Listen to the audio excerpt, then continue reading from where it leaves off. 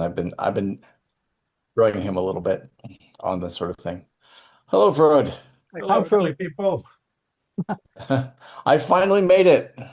Very happy you're here. Just trying to I'm close very glad to be here. some Zoom Hi, windows. Peter. Good morning. Hello from brunch. Hello. Good morning. Good. Almost done with closing windows and checking on Claude, obviously. Hmm. Boom. Okay, Anything, good. How is did everyone? anything significant happen last week? Yes. Because I wasn't able to make it on Tuesday. Are you telling me, Peter, you didn't listen to the song? I'm shocked. You got an hour and a half of video to watch too. Yeah, there's Yeah. video, analysis, music, or the whole thing, the whole 9 yards. Yeah, no, well, we spent quite a bit talking about the whole, oh my God, coding with Claude inside Xcode is amazing. That was a large part of it. Mm. I don't Oh, that's know. super interesting. Hmm. Fred, Have you you done made any of it yet? the video was really interesting. The tutorial that you did. Yeah. Shall I show you guys how to do it? Sure. Yeah. Yeah. All right, let's spend the next few minutes because Okay. it's I mean, like Vint Cerf said, his mind is blown when I show it. So here is a Okay. big fancy window with all kinds of stuff. And this is how I actually do it. And of course, I'm trying to get something to show you guys for today. So we're going to put that to one side. And so if we go up here in Xcode, this is what you would need to do. Go to settings first. Hmm. And then in settings, you have intelligence. You choose your intelligence. I'm a huge Claude fan, so I have Claude. Yeah, me too. Cool. Then we go new project. And I don't know what this is weird layout. You just double click on app. And then here you have it. It looks very techy, very confusing. The only things you really need to know is there's this triangle is play, as in play the build. It does a hello world just as a default. So when that pops up, Hmm. hi Randall. We're going to do a little bit of coding with Claude in Xcode, but not a lot. So we're going to go into what's the point with what knowledge object and stuff quite soon. Have you yourself, Randall? I know you're not a native app guy, but have you done any of this just for reference? Not successfully. I've tried, but I've always thrown my hands up in disgust before getting anywhere. I'm going to undiscuss you. Okay, I'm going to go back one step because Brendel, this is a revolution for the kind of people we are, unlike anything I've ever seen. So, Mm. Brendel, you have installed Xcode. You go to settings, intelligence, and then you just give Claude access. That's the first thing. And as I said, please ignore this thing, the man behind the curtain. New project, not even give it a name yet, just double click on app. And now we have a buildable app. So the things that you all need to know is that the triangle here means run. The project, we haven't even given it a name yet. I'm going to give it FTL demo live, right? That's it. Now it has a name. So it quits it and opens it with a name. And then you see here, it is set to work on a Mac. That's the target.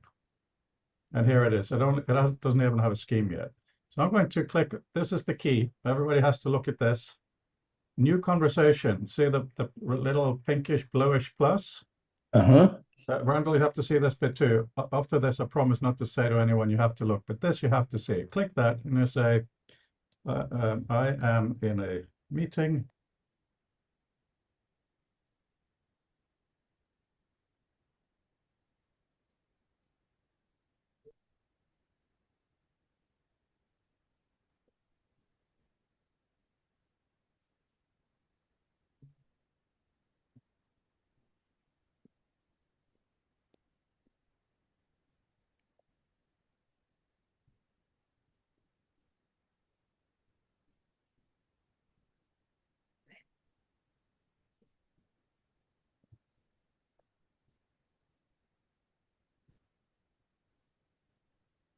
And of course, it's referring to your memory, right? Yeah. So Yep. for the record, I'm in a meeting with the future of text people. I'm showing them how to do this kind of coding with you, Claude. What should we build for them? Do you have any suggestions for something quick and cool? right? I just want you to get a sense that forget that it's AI. Think of it as a human or alien or whatever. It's really important that the AI is not in Xcode, it is sitting next to you. So it has to use the same commands, do the same stuff, right?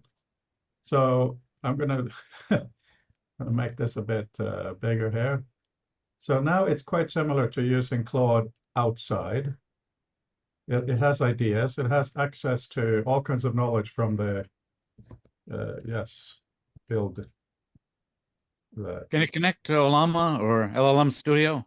No. And you wouldn't want to do that because, I mean, I wouldn't recommend it because this Claude, Sonnet or whatever, is optimized to code. So right now, it did a normal conversation. It's saying, hypertext style Nelson can do this, can do that, right? As you said, Patrick, is because it knows me. When I first started using it, I took the Claude from outside, asked it to write a profile about who I am, what my philosophy, what my work is, that I then gave to Claude on the inside, so that it tries to do the coding based on my philosophy rather than going against what I may want. Right. So now it's going to build a thing. It will be having some issues. I'll show you how to fix them, and then you know everything. So it's there. It started writing code. It's written 231 lines already. It's building it for Mac.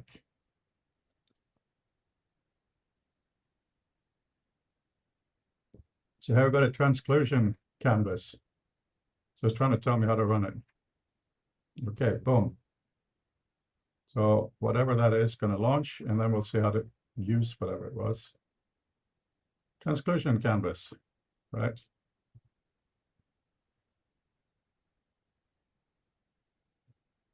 Okay, it's a bit more sophisticated than what I expected for a quick demo. See how to use it.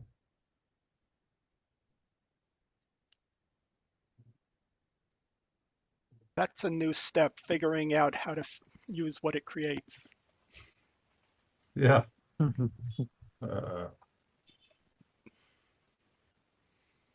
And you tell me, no, let's just read this.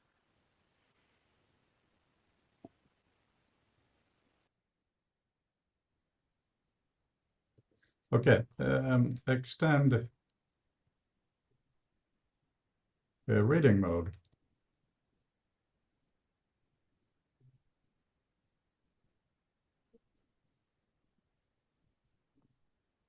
And this is how I spend my mornings. Good way to do it. Typing for, figuring it out. Some things like here on the right, it's building the knowledge base, and I'll just actually run that at the same time.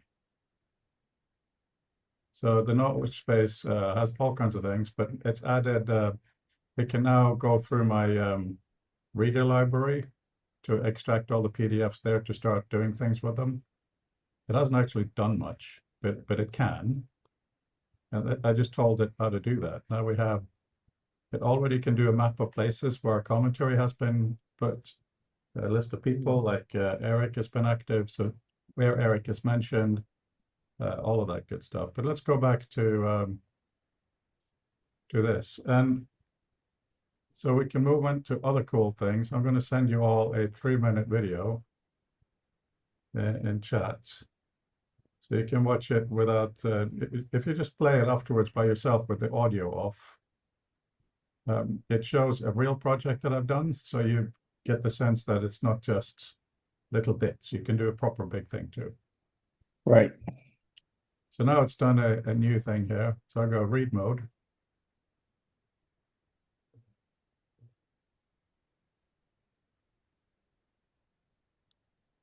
Demo, compose, okay. Okay, so I need to be able to click on something.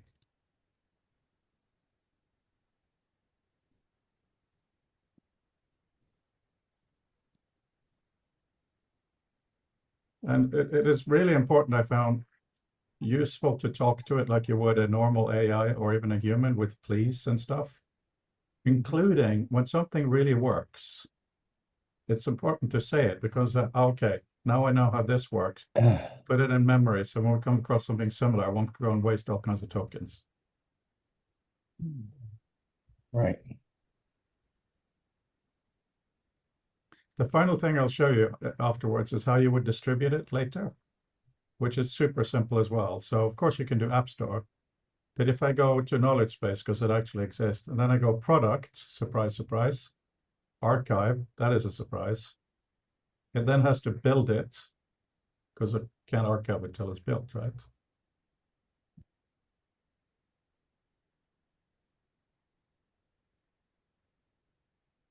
Now, this is a very fast machine, but it still takes some time every once in a while. What are you running this on? I'm running this on a M4 Max with 128 gigs of RAM. Okay.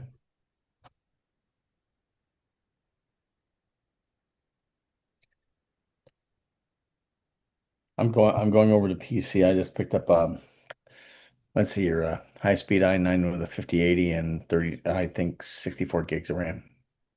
That sounds good. So once it's done building, it gives us this dialog. As long as you click on the latest version, distribute app. You can do App Store and all of that. That's what I normally do. But if you do direct distribution, click distribute. This is so super cool. Apple then notarizes it. So once that's done, it takes a while for Apple to do that. Then you can just export it as an app, put it on a server, email to people, do whatever you want. It's a free floating app that will run because Apple has validated that it's not malware. That's it. It's absolutely magic. That's crazy. Yeah, it is. So let's run this one last time and then we'll move on to talking. So here we have got a read mode. Let's hide this. Yeah, so here you can see actual transclusions, not necessarily designed the way we would want them to be. But obviously what was madness with this was it knows that we do hypertext stuff. It knows who Ted Nelson is. It knows these things, right? So final distribute app, click distribute again, because now it can click export. Put it on the desktop and go to desktop. There it is. So as Eric knows, I also put this on GitHub. So I'll put a version later today so we can choose to play with it together. Sure. And yeah, this video here, it shows, actually, it's really brief. I'll play it with no sound. Probably be a bit choppy, but whatever. Oh, I told her this old app fresh. Hang on, that's not playing with no sound. Yeah, so this, I made a new version of that app. So it's both on iPhone, iPad, and Mac, and all, as you can see, also in the Vision headset. So it's an Earth globe, and you can point to different things. It'll show you the borders. The initial thing was to help you learn geography. But if you just pull out properly, you get a list of things like GDP, and now it'll show it to you like this. Even the color gradation was something that I programmed, in quotes, programmed, by telling Claude, I want these colors, I want it gradated like this. Now I'm going to skip ahead. I can also do day-night. It also supports relatively live cloud coverage. It's a 3-hour delay because I'm not paying for this because I don't necessarily pay for the app. Clouds don't move that much in 3 hours. And they're rendered properly. So if you stand close to it, you'll see the cloud altitude. It's not just... And then the last bit, these are satellites live. Live feed of the position of satellites, right? And if you say the name of one, it will make it much bigger and show you where it is. So that's the International Space Station, and here's the Hubble Space Telescope. Entirely done in this way. So that then begs the question, with this kind of capability, hi Peter, just saw you enter, excellent. What do we want in here? And I'm not even going to show you today the XR stuff because it's a mess. I'm experimenting, but Brandel, you'll be pleased to know that it renders really well. and it also does billboarding really well. So with the knowledge base that is now, it's lots of little cards, semi-transparent. You can turn on and off the billboarding, and it's it's very different from what we've done before, and now it can be changed and changed and changed. So I think the challenge now is how do we augment our human processes with this new power tool? Yeah, 100%, because it's become so. I'm just going to close windows here so I can see you guys properly. No, that's exactly what it is. I mean, for instance, what are the things we move about? We worked a little bit on digital letters types of things, so we could have our own communication system that isn't Twitter or email. And then the question is, what should these little things be? So for myself now, for the knowledge space, it is notes, which can be thoughts or journal entries, which include location, and then references. Here's a PDF, here's a newspaper article, that kind of stuff. So my question to you is, if you had your ultimate ideal knowledge space, what kind of things would you want in it?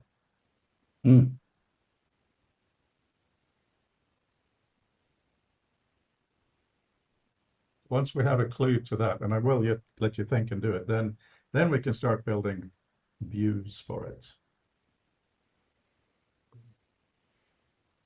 I'd like to have some sort of a timeline scrubber so that I could see how the knowledge base changed over time. Okay, well, tell me what would be the things in the knowledge base that you could see have changed? Well, I might see new books, new entries for people appearing as I sort of scrolled temporarily back between, fall semester, previous spring semester. And then maybe tell it to show both and, make everything from the fall blue, everything from that was added in the spring semester red, and anything that was the same and being worked on both semesters purple. So useful, Peter, and I'm going to try to nail you down a little bit. You can, of course, have a timeline of when something was created. That's that we have.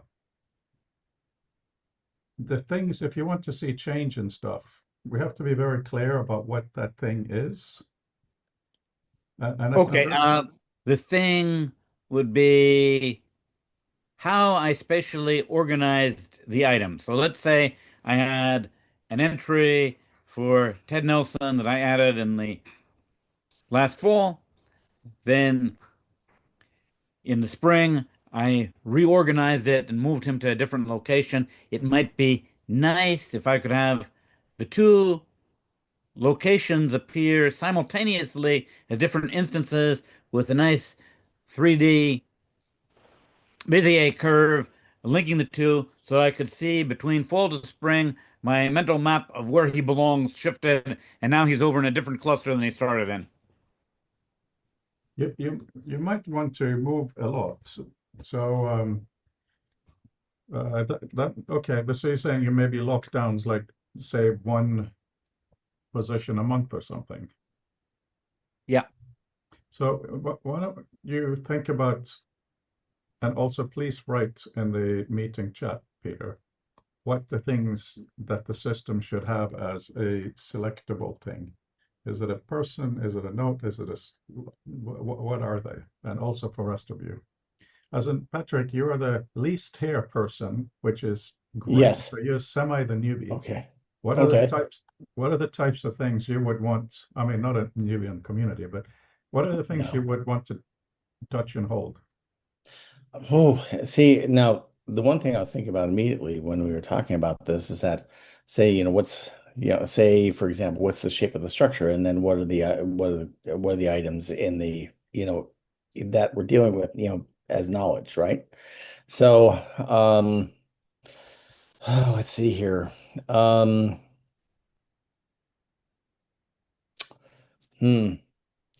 Now the thing is, if I'm talking about, things that I'm dealing with, is this thinking about things on more of a personal or more of a meta level? These are the questions. Okay, so say for example, what I would be looking at is that for myself in my research, I would be, looking at books, artworks, text in process, things like that. In other words, I'd be looking at, say for example, like the latest project that I'm working on, that idea is like, like the Boynton Valise in the local virtual. In other words, I'd be looking at the idea of say, okay, where are my references, where are the works in process, where are the artworks in process, and where are the texts, that I can refer to on my own work, and I'm sort of like, going back to this idea as, the Boynton Valise as studio, desktop, in other words, like here's all this information. And then possibly then maybe another criterion for recently acquired information, and maybe what I'd call weighted information. So I was talking with uh, Mohit just recently about, how I sometimes study with this guy in Mumbai, and he, said to me that once, he said, most scholars do. I work with my knowledge base that I work from to build my discourse is usually about 15 books. So say, for example, that would be maybe a criterion of saying what's my core knowledge base that I normally work with, in my own philosophy, so that I can just basically refer to that. So this is kind of the knowledge structure that I'm thinking about that I would like to have in such a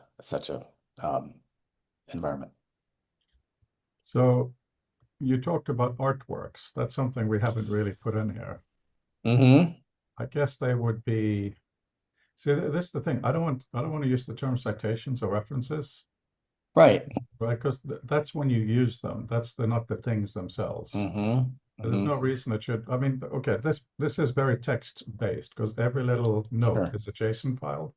Of But course. conceptually, of course, it should be able to refer to sculptures, things. Something visual, and this is something that I'm going to be talking at the International Sculpture conference up in Minneapolis this time, is the idea of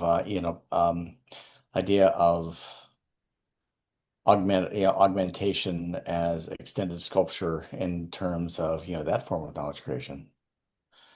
So, and something that's, and an augmentation of the landscape. So, if we want to start getting really speculative, the idea of, augmentations in the augmentations in the um you know how we can, store augments in the local and extended environments.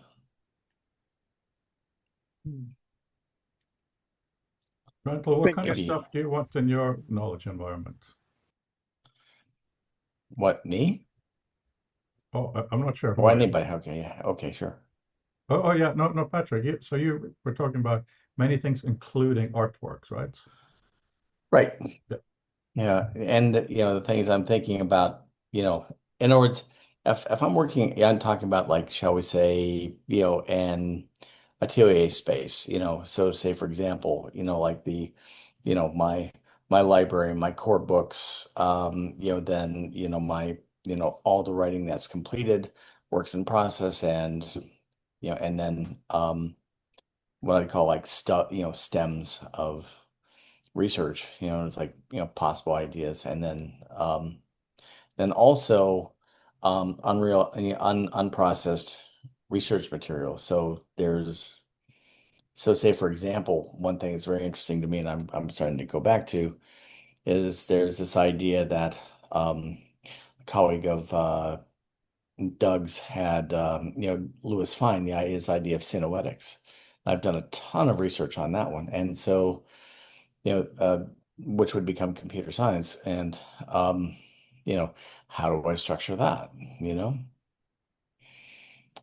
So when you're saying that's the Yes. question that I have from an implementation point of view to all of you. Right. What are Hmm. the that's we want? Because at some point, some of us will definitely want to write down DNA. This is Yes. this and that. building a kind of a knowledge thing, but there's also Hmm. lots of other things in our lives. So yeah, like Mohit, what are the kinds of things you would want to have in your knowledge space to be able to move around and stuff? Well, I would like to have a more granular, like from my daily interactions. Yeah, it can be some book I came across at a bookstore, or a lecture, because I was just speaking with Patrick, and he had mentioned Rohit Goyal, and at that moment, I was just blank about Rohit, but meanwhile, I was just researching a little bit about him. And so he is, apart from, so there's this organization here called Gyan Prawa. They basically Hmm. do critical, art, critical thinking, and independent organization. And there was this lecture that Rohit gave at Jahangir Nicholson Art Foundation, I think 3 years back. I had attended that. But Huh. when I was speaking with Patrick, I was just totally unaware of it. So I would want things in my knowledge space, like this. I have, I'm going to an event. My calendar access.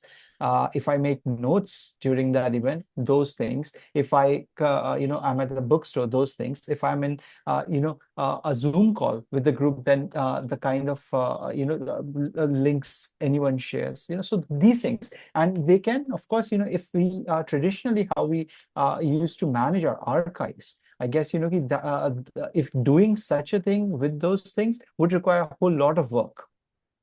But we would Right. want our knowledge space to demand less work from us and to give us more. So I'm not entirely sure how that would happen, but conceptually speaking, I would want more of things. Yeah. I think it's really, really nice to hear you say that, because one question I have is, I'm just going to paste that in here, I wrote a note. In the thing we experimented for a little while, this digital letters, where each letter is a PDF, and excuse me, not a PDF, adjacent, Mm. we can have all the metadata. Our meeting transcripts, I'm also trying to put into the same environment because it'll know who we are. So if there's a bit where Patrick said something, it'll know who Patrick is. So we copy that. It will know that from Patrick, it'll be his all the way down to anybody else's name. So we treat everybody's speaking bit, like I'm doing now, as a transcript, as a mini letter. Right. So Yeah. if somebody says something interesting, we can send that back and forth. We can have that. So then the question becomes a little bit on the level of publication we want. Like sometimes we want to be in a conference proceeding. So that's like a heavy, proper academic paper book thing, right? And then the lighter stuff. So Brandels, you kicked us off into this whole universe. What we looked at today is very, very 2D. I'm trying to get those interactions down. What are the things that because you read differently from a lot of academics, what are the things that you would want to have tangible, virtually tangible in your knowledge base?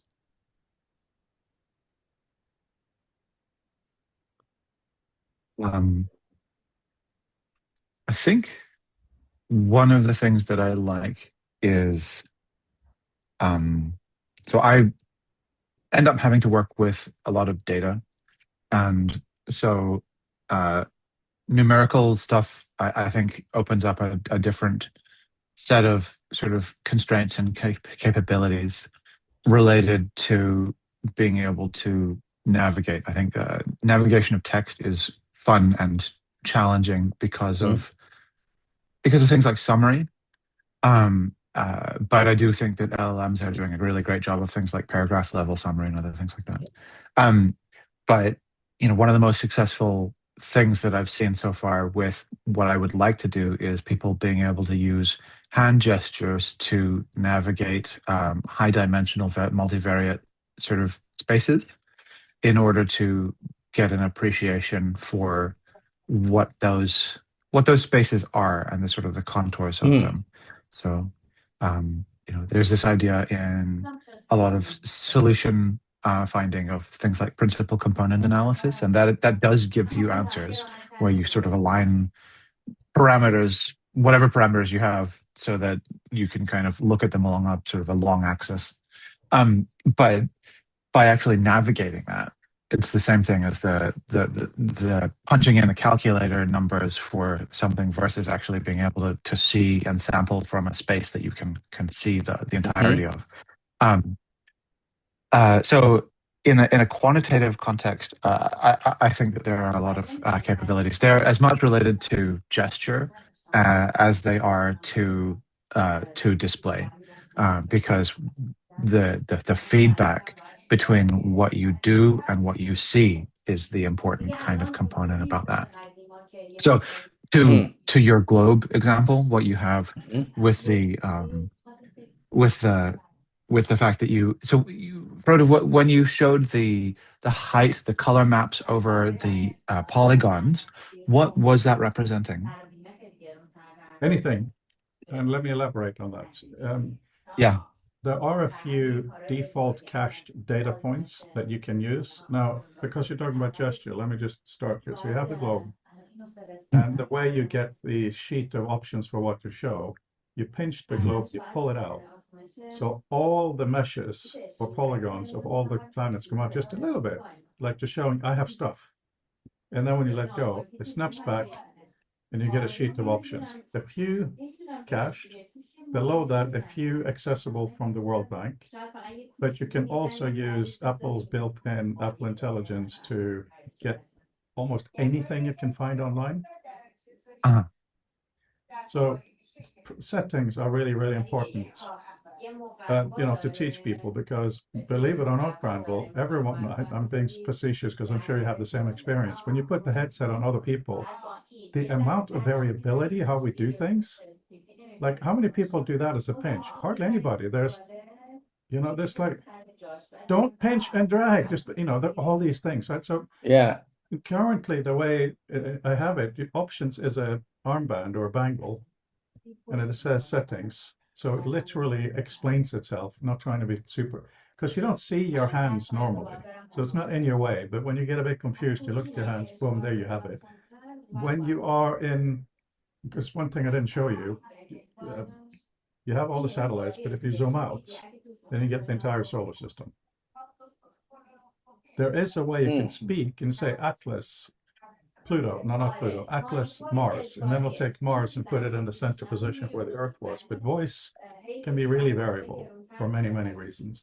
So if you look at your left arm, there are all the names of the planets. So you can look at them and pinch, and then the whole solar system is reoriented, right? Yeah, yeah. So much. No, that's cool.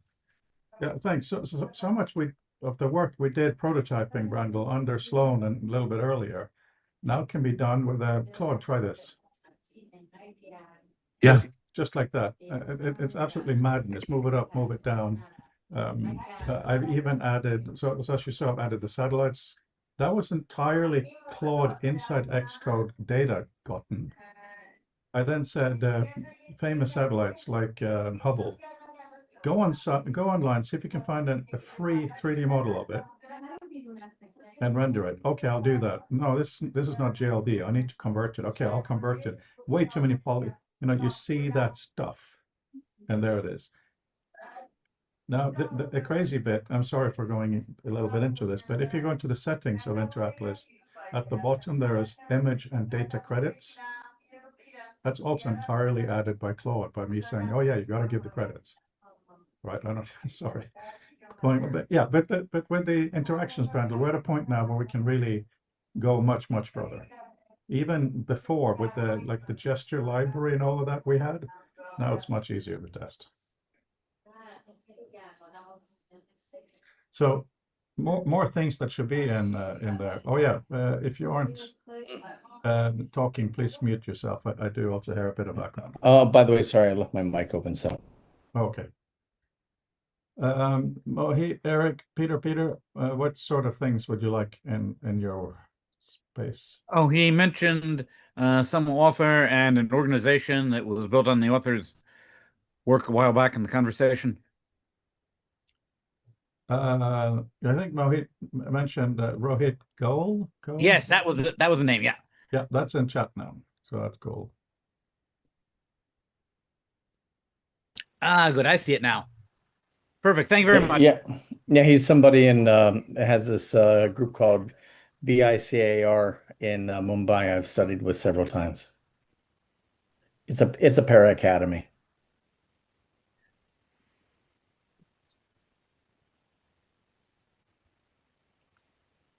Just want to show you something really quickly, guys, that's very relevant. So if we go to knowledge base, see here, analyzing, I just asked it to go through every single PDF that's in my library. First of all, visual meta, but also to do abstracts, keywords, and all of that stuff. That's a button now. And that allows us to do a lot of the stuff we just talked about.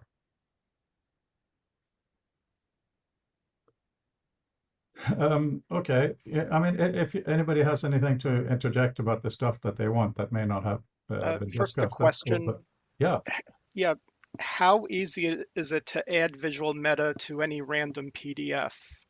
super Like, easy. yeah. There's several ways you can do it. If you have My Tools, and if it is in Reader, let's say you have a BibTeX for something that you've downloaded from ACM, let's say, and there's no that metadata in it. You can literally paste it.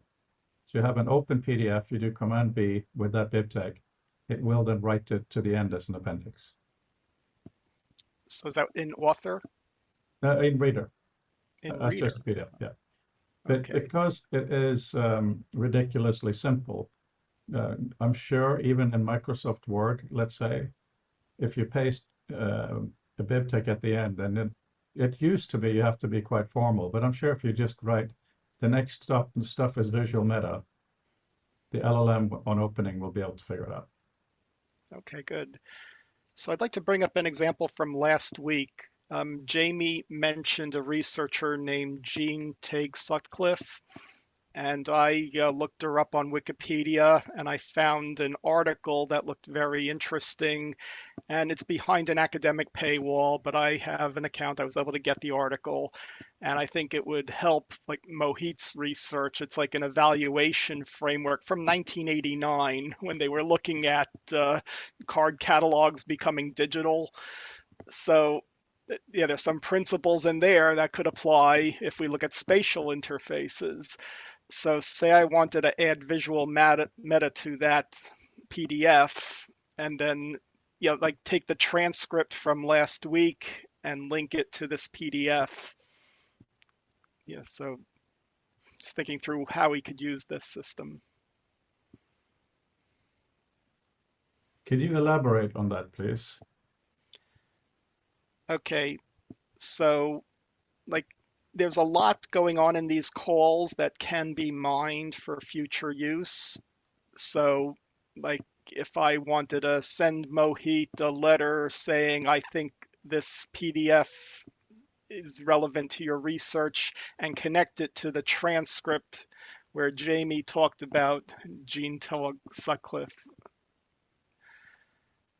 So we preserve all the provenance.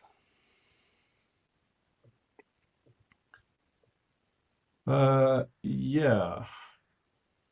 So write in the transcript, Eric is saying, we can, Well, yeah, I would yeah, highlight yeah. Jamie's comment about Jean, connect that to her Wikipedia, connect it to this article that I found, and then he could go to retrieve the article.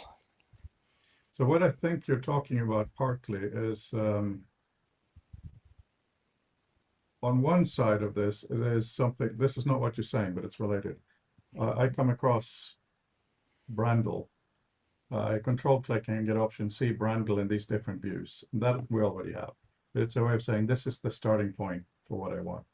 What you are saying, I think, which I really like, is you come across the name of this author that Mohit had mentioned, and you choose maybe contextualize, right? So either you can write just plain text, which is a bit boring, or you can choose, if it wasn't already clear, mentioned by Mohit. Or to this thing. So you can easily, through a little bit of mousing around, so to speak, build a bit of shape for that piece of knowledge. So when you look at your map in the future, it's not just free floating and where the heck did that come from, right? Yeah, so like say Mohit uses that reference in his paper, it could be traced back that it came from this call originally. Yeah. Yeah, that would be interesting. Yeah. Oh, I have more. I just realized I have other things that I would like to add about what my information space is like. Andrew McLuhan's in town. He did a little talk at a place called the Intersection of Art and Technology, TIAD. Oh, And do say hi when you see him again. yeah, I will. I'm gonna, yeah. So what was really exciting was talking to him about because, as you may know, he lives in his dad's library, or his office is his dad's library, and it's thus far sort of more or less unaltered in terms of its layout and stuff like that. And Marshall did quite a lot of work in there as well. Um, and so we were talking. He was going to go up on Friday to talk to Brewster about archiving and using the Internet Archive. But what I'm more interested in with Andrew's stuff and what thankfully he was is archiving the actual space, not necessarily the information in the space, for the purposes of understanding what it was like to look for this piece of information amid that, what the sort of the ergonomics of the space sort of entail in terms of reaching for certain things and understanding which pieces of media were where, and like the conditions they were in and other things like that. So I think another thing that I would really like to do is to overload some of these somewhat subordinate or incidental channels of information with that contextual information. So, like this idea of transclusion is cool, but it's also pretty hard edged in terms of saying, like, you can see these pieces of yarn and it's very much in your way. And it reminds me of, I feel like Windows 98 or Windows XP were sort of the apotheosis of too many Windows dialog prompts and notifications and other things like that. I think that Microsoft managed to calm down a little bit after that. And they weren't wrong in the sense that it was good to have this information, but where they erred was understanding how much attention those things demanded. And so in the context of the McLuhan library and in the context of other information spaces, what I would like to see is some of those attendant channels of information being able to be divulged through sort of other incidental dimensions and aspects of their presentation. So if you have certain colorations, or if you have certain different dynamics in terms of how hard it is to move things, one of the things that Apple has said in the past in public videos is that the swipe friction, the sort of restitution of different panels ought to be, especially on iPhone, proportionate to the relative weight of them. So if you have an email, then that might be more important than a notification. And so by consequence, it literally carries kind of more weight. And being able to extend all of those kinds of metaphors a little bit further into spatial sort of computing, I think would be a really valuable thing to do. I'm so glad you said that, because I've never noticed that last bit. But of course, once you said it, it's obvious. Now, to show you how much I agree, the globe in Vision, unless you go into settings, you cannot rotate it. And the reason is, when you can do this with it, even with a bit of inertia, it becomes a floppy balloon. It loses solidity. If you have to walk around it, because you can't move it, you make a fist and you move it, right? Then it becomes much more solid. So to add weight to the planet Earth is not that abstract. But Randall, thank you, to add different kinds of weights to different kinds of information, like maybe in our space, moving a note, yeah, whatever, moving an author, maybe a more solid thing. That makes a lot of sense. You say that you can't rotate the globe, that you can't grab it and rotate it. You can, but you have to go into settings to change it, because remember, I see. it's a virtual, it's in your environments with the headset. Right, so if you have it above your table, if you can just do this and that, then Okay, here's the analogy. When you drive a car and you have the GPS map, I learned this from a book on geography recently. If you always have it orienting to the front where the car is going, it's easy to drive, but your brain doesn't build up a map of your real world. So I've stopped that.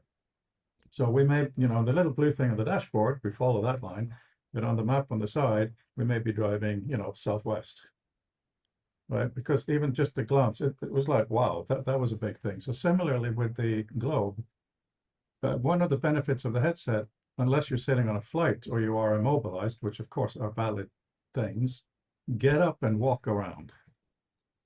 It changes the experience so much. If your piece of knowledge, you have to walk up to it. Where your brain stores abstract information and spatial information is basically the same spots. By the way, guys, just for fun, I've also done a model of the human brain in the Vision Pro. Yeah. It's a bit early days, but you can speak any major brain part and it'll show it. Everything else gets semi-transparent because this is only supposed to show you two things: the default network and the executive network. And to be able to just get up and walk around it to see it, there is something rather than spinning it.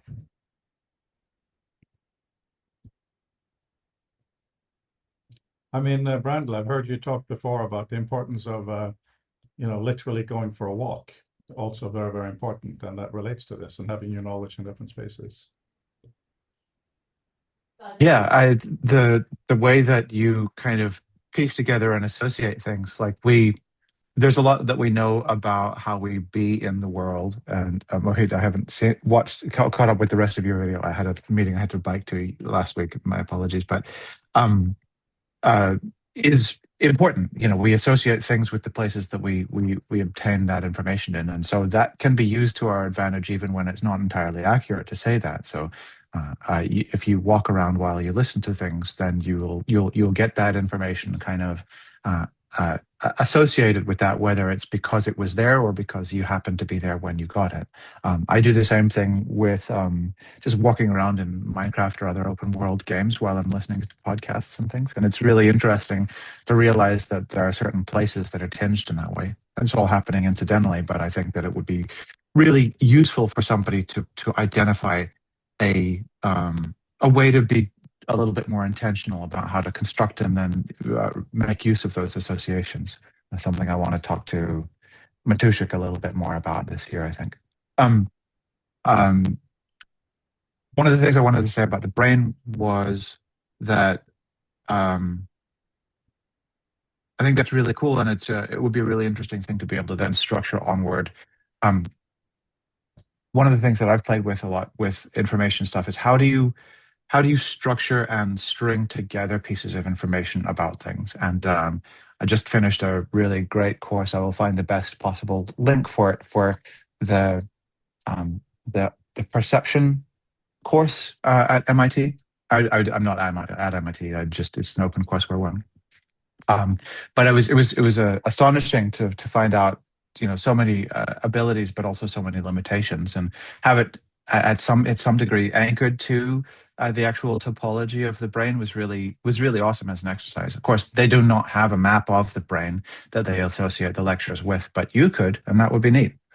So I think, yeah, one of the other things about it is being able to kind of opportunistically navigate between different sort of superordinating structuring kind of principles of how these elements and entities are related to each other, and being able to interpolate between those essentially gesturally would be fun. Anyway, sorry for interrupting. That was an interruption, and that's really important. Now, part of the problem is how to interchange this stuff. At least for the knowledge space, and we built a super simple JSON, which there is essentially no structure to it. It's so obvious, anybody can use it. There's no ownership to it. When it comes to something like the connectome in the brain, really, really odd, because the names are there, right? One scientist talking to another will be able to describe something really specific. But in order to share let's say a movement of where because one of the things that I find fascinating is, these two bits here in the prefrontal cortex, which one is higher consciousness and the other one is basically threat detection, and how that goes. really important to teach people. Not that they'll remember the specific, but it helps us feel more ownership of some of the processes. So if we can maybe develop a way where somebody can write out a sentence and send it to something like my brain program or anybody's brain program. I guess this is what AI is for, and then it'll illustrate it. Maybe I just talk into a solution. Anyway, Eric, please. Yeah, so I just want to bring up a practical example. So during the pandemic, I was researching Ted Nelson's zigzag system, and I played with the GZZ, the prototype that the people in Finland built. And I actually put something in it that I found this past weekend because it was a link to a YouTube video about a specific type of music. And I was amazed that I was able to use that system years later and find that video. And that video is connected to other sources for the same piece of music, other instant, like one of them is a recording in a library in Kiev, and then the actual notebook of the manuscript pages. So I'm thinking that the idea of transclusion could be extended in that way to the same object in other forms in media.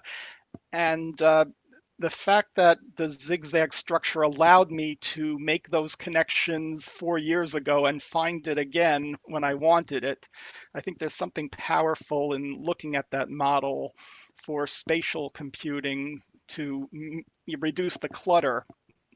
You could have all the connections you want, but you have views into them.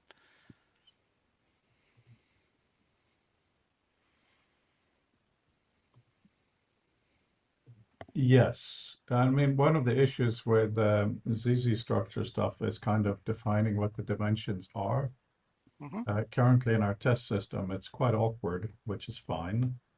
But if we can allow the user to more easily say time, citations, locations, whatever, that could allow for very interesting, let's use that old phrase, non-Euclidean space navigation. Yeah, I think the application can manipulate the dimensions on behalf of the user and surface the views that make sense. But the question is that structure a good representation of all the connections and dimension if it's designed well?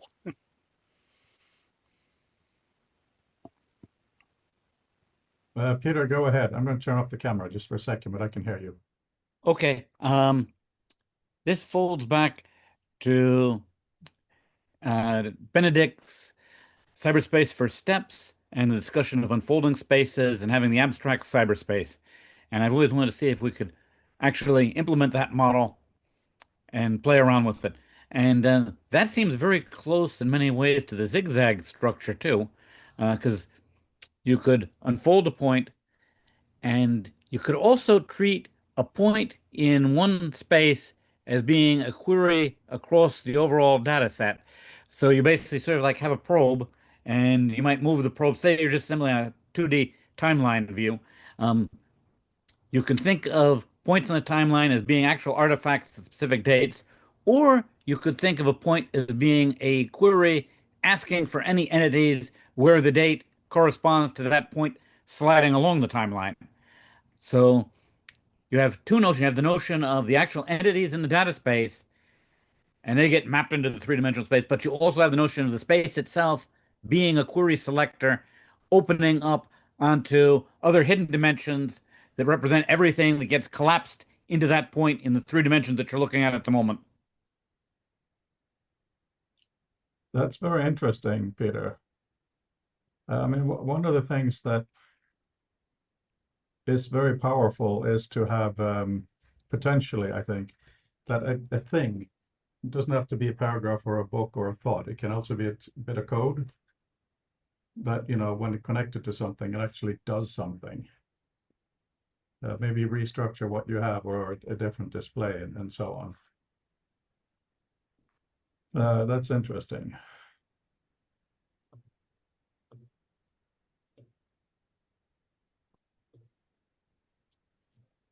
But another question for you all is,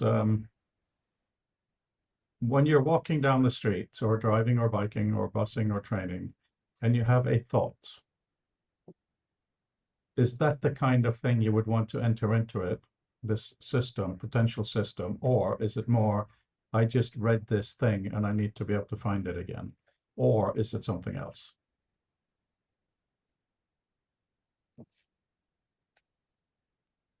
I would want to add things, my own stuff, So, you should just as you showed in last a couple of meetings, the app that you built that directly, transcribes it and adds it to the calendar. That is very useful. Just as useful as something that we encountered outside, and in addition to that, we would certainly want these two things to get related as well. Yeah. I'm not sure if anybody follows Matt Webb. He was at Schultz and Webb and Berg London for a long time, and before they sort of parted ways, and everybody else is at Apple, but he's still doing his own thing out in the public. He had this blog post recently that I linked here called "Please Let Me Phone My Podcasts App." Um, and a neat thing about his website is that if you're there, you can see my cursor as well. It should have a US flag next to it, and there's a UK flag I can see there. What? Yeah, he's a fun guy. Anyway, what he talks about there, Mohit, is very similar to that. Not sort of AI enabled kind of conversation with the podcast authors, but actually just being able to kind of make notes of where and when things are, and to be able to kind of enrich comments so that he can satisfy his need to listen to things that are interesting enough without sort of being disappointed by the lack of context he can give to those things. And the post itself is kind of a lament for the fact that he can't listen to interesting enough things while he's walking because of the risk of having too many interesting thoughts. And I can identify with that, but it reminds me a lot of the kinds of things that you feel like you need to be able to drop pins into for the purposes of being able to have proper recontextualization. So I feel like it's apropos.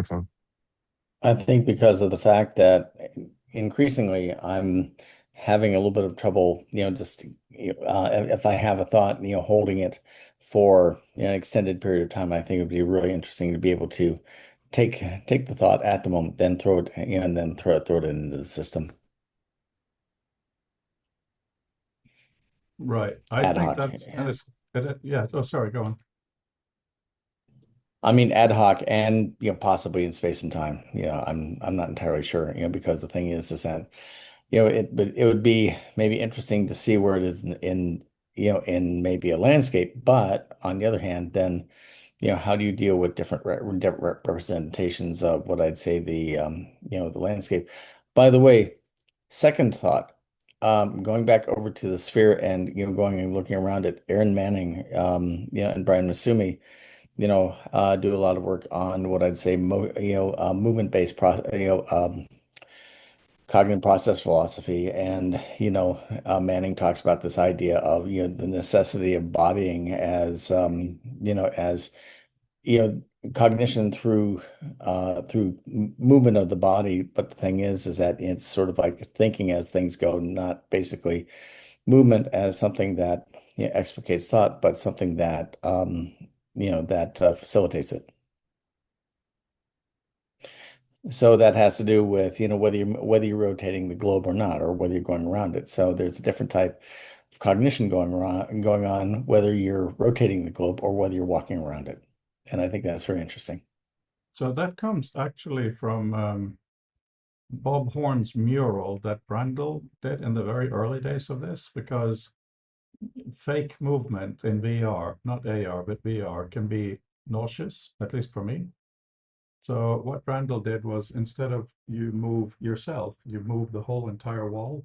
So all he did, and this is genius, you pinch, and then the entire massive mural moves. Visually, it's exactly the same, but your brain thinks, chill out, you're standing still. So that's a completely different, non-nauseating experience. So yeah, Patrick, there are so many levels of move yourself or move the world. Yeah. We need to find the Archimedes point, though, obviously. Of course.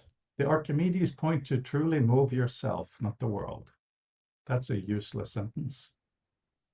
Also, jump navigation is absolutely painless for me, but if I have the world slide, then I can have issues with motion sickness. But as long as I'm just doing the leap from one location to another location, even if you have like the little pointer at the landing point turned to a different rotation, no problem whatsoever. The world can snap around me like in the movie Jumper, and I have absolutely no nausea issues whatsoever. But if you stick me on a moving sidewalk or something, and I don't have the context that I'm on a moving sidewalk, then I'm being slewed through the space, and ooh, then it hits you. But you see, Peter, it's interesting language in this context, because when you say jump navigation, was that the phrase you used? Yeah. Well, it isn't. And I've never realized it before this conversation. It is not jump navigation. It is destroy everything that could be a memory palace and reorient the entire world around somewhere else. I'm saying it nitpickingly like this because of the current discussion of physical movement means spaces has some meaning for you. But I mean, as far as I'm concerned, VR has very, very little interest for me because it's very, very rare someone will have a large room they can walk around in. And also, I feel that seeing the actual room, even if it's faded and you have lots of data stuff, it calms the brain because the world is there. So then you don't need that as much. Now, of course, we get into a related issue. If there's a piece of knowledge over there and you want to read it and you pull it towards you, in a sense, its spatiality has been lost unless you have a way to snap it back, maybe. Yeah, this is where I would say things like that perception course are fascinating for digging into some of the specificities of what it is that the brain does well and where certain sort of perceptual tasks start to fail. There are visual search tasks that take linear time with the number of things in it, and there are ones that take constant time because we can just kind of intuit the sort of the differences between those things rather than the sort of the requirement for the combinatorial. There are sort of visual contrast things that we understand, like the fact that it literally seems like we magnify our fovea when we're focusing on it to the detriment of some actual visual focus tasks. I think those things are really significant for what it means we should do with interface as it relates to human sensation, basically. That there are things that we know the mind does to the idea of images that we can exploit, and other things that we can avoid based on the sort of the degree of sensitivity that people have. We also know, as is covered by this course, that there are some sort of gender differences in things like visual attention in terms of how people kind of track things. But by far the greatest variability actually exists between gamers and non-gamers. And that is a really tantalizing signal that maybe we can work out what we want out of human attention and start tailoring things on an intergenerational project toward those things, as long as we understand what the actual benefits might be. We've inadvertently trained a generation of people to be superior at a certain category of visual attention tasks, and we can kind of build with the consequences of those. But as well as that, we can understand what in the long run that kind of training regime has done, and think a little bit more intentionally about what it is that we want out of the next generation of human trackers, in order to make sure that it's in line with the best possible kind of information navigation regime we can conceive of.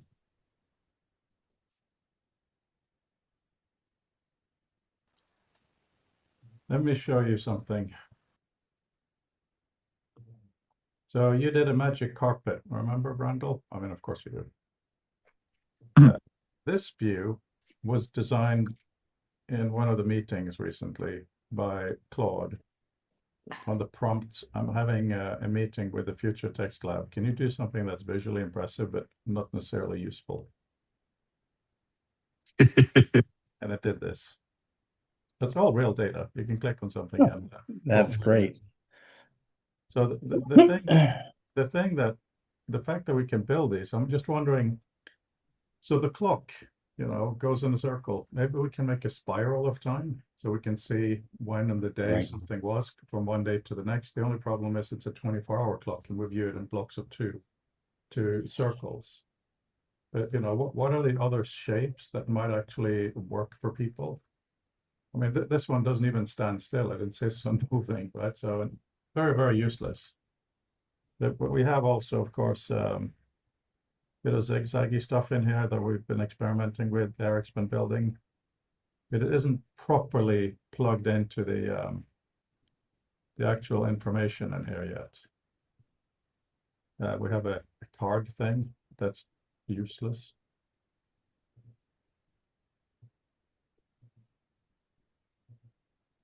Generate insights, what paragraphs.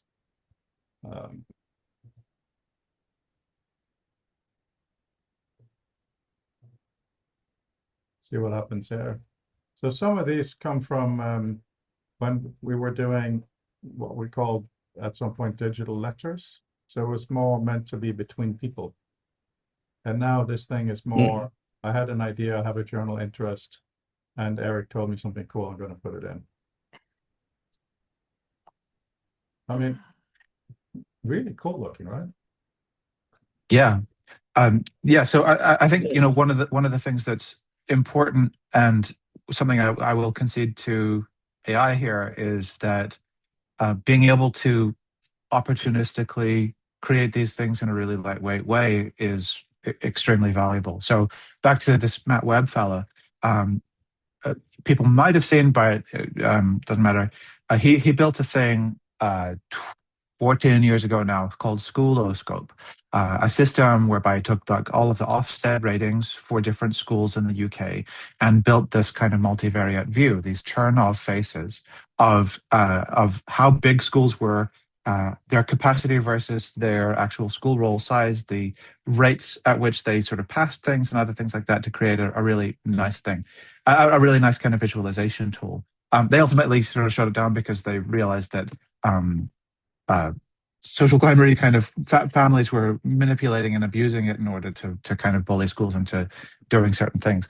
But it was a really interesting idea, and it was really worthwhile to do.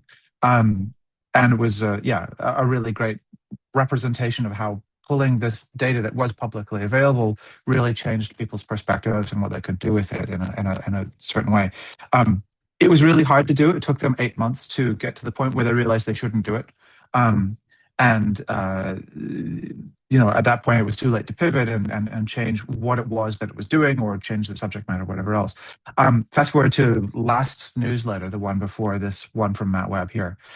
He had a similar sort of interesting idea about trying to work out what the existential stakes were in blockbuster movies. Essentially, like, what are the things that people are sort of imperiling, risking, by virtue of creating a movie about it? Is it sort of personal kind of ego risk? Is it civilizational kind of annihilation, or is it somewhere in the middle? And so he, with the help of an LLM, then looked at the last 50 years of movies in order to come up with kind of an assessment of that, in order to visualize and stuff like that. The difference between those two projects is, I mean, one is slightly more flippant than the other, but not by much. But the major difference was how long and how many people it took in order to be able to do it. And I think that that's absolutely phenomenal as a thing that you can go from sort of rough napkin idea, sort of picking away at you for a couple of days before going, okay, I'm fine, I'll build it. Rather than being sort of 4 or 5 people working on it for 9 months, he was able to get Claude to build it over the period of maybe a week, I don't know. And I think that that's phenomenal in terms of the flexibility of the data, the capability of being able to pivot and understand it from different directions. And so, yeah, I think that the AI aspect of it, this sort of importance of maintaining flexibility, is absolutely crucial, and really transformative of how people can conceive of this data. I strongly agree. And like Peter Demetriou said, paint your ideas in real code. I love looking at it like that. So yeah, being able to fail quickly matters a lot. Eric, please. Yeah. So I think AI is valuable for visioning. It could write stories to 35, whatever they have. We He's a need bit rough, isn't he? an immersive 3D environment. Yeah. Oh, was my internet convity? Yeah. Okay. Yeah. So, yeah. So I think there per AI behind each of us that can surface context that's relevant based on what we're meeting about. And it can give peripheral vision hints that something I read a year ago may be relevant now in this conversation. So let's envision and imagine what's possible at this time. Makes sense.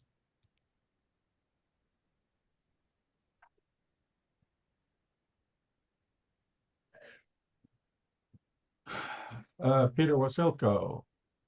Yeah, I just got a really crazy idea.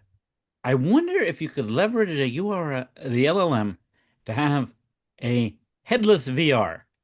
And what I'm thinking here is you tell Claude where things are in the world, and then you tell it, I'm standing at the origin, walk 15 paces north, turn left, walk 6 paces, turn 20 degrees to the right, what I see. And then have the LLM describe what you'd see from that perspective in the world without ever actually going into the 3D graphics project and drawing and rendering everything. I wonder if Claude could pull that off, and I wonder if it would turn out to be useful. In what way might it be useful, Peter, to understand it better? Okay, it could let you have your virtual memory palace and navigate it on, say, a cell phone app or something where you can't get into a headset, you don't have a big screen to look around, but you could actually interact with the world and edit it like you're using one of the old moves, dig north 20 feet, build a new room here. So you could be working textually with it, describing the stuff, instead of fiddling around in graphical editors all afternoon and worrying about how you're going to be representing it as an actual visualization. Just have the LLM build the 3D world model and then have the LLM query that model and then tell you what you'd see from the perspective. That sounds very you, Peter. For me, it will be a lot easier to be in an actual location, but it's one of those provocations that will be in the back of my mind. So thank you. On a mechanical level, Peter, one of the ideas that facilitates that is the idea of ID renders or clown renders or clown passes, where rather than rendering the object with the kind of visualization that it has, those things are good for vision toolkits. If you want to be able to segment things, but it's even easier if you just say, and every pixel that represents me, just render it green. And every pixel that represents the chair behind me, render it red. And then if you hit a red pixel, then you know it's a chair. And it doesn't matter that the colors are. It's a common practice in video games and in a lot of digital content creation tools and systems. Something that folks have discussed within various kind of VR regimes as a way of being also able to kind of separate the potentially sort of privacy invasive information about where people are looking and things like that from what you need to know about a scene semantically in order to be able to do this stuff. NVIDIA's been doing a lot of work on it as well in general for the purposes of being able to build machine learning foundations for being able to do robot training.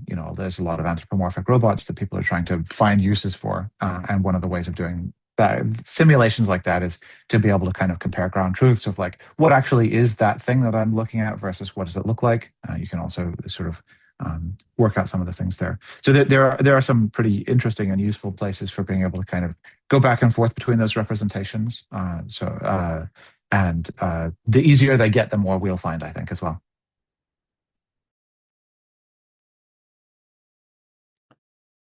So in our closing 15 minutes, you're walking down the street, you get an idea. Maybe the idea is transclusion should always be shown in purple. You know, that's an idea. Not saying it's clever. You would probably want a way to note this down somehow, right? And you probably use all kinds of systems for it. Oh, okay, Eric, yes. So in this context of such a world, let's say we have an app where you can speak on your phone. I mean, I do for this project, and this is all open. So you either write that or you speak it. Either way, it will capture the time, it'll capture your location. It's also going to be capturing whether it's a to-do item or not, because a to-do item is very different from a knowledge item in the sense that you got to act on it. Now, when you then come to your computer, you have an inbox. What would you want to do with transclusion should always be purple? Do you want to file it? Do you want to act on it? Do you want to contextualize it? Because that determines its future, how you interact with it later, right?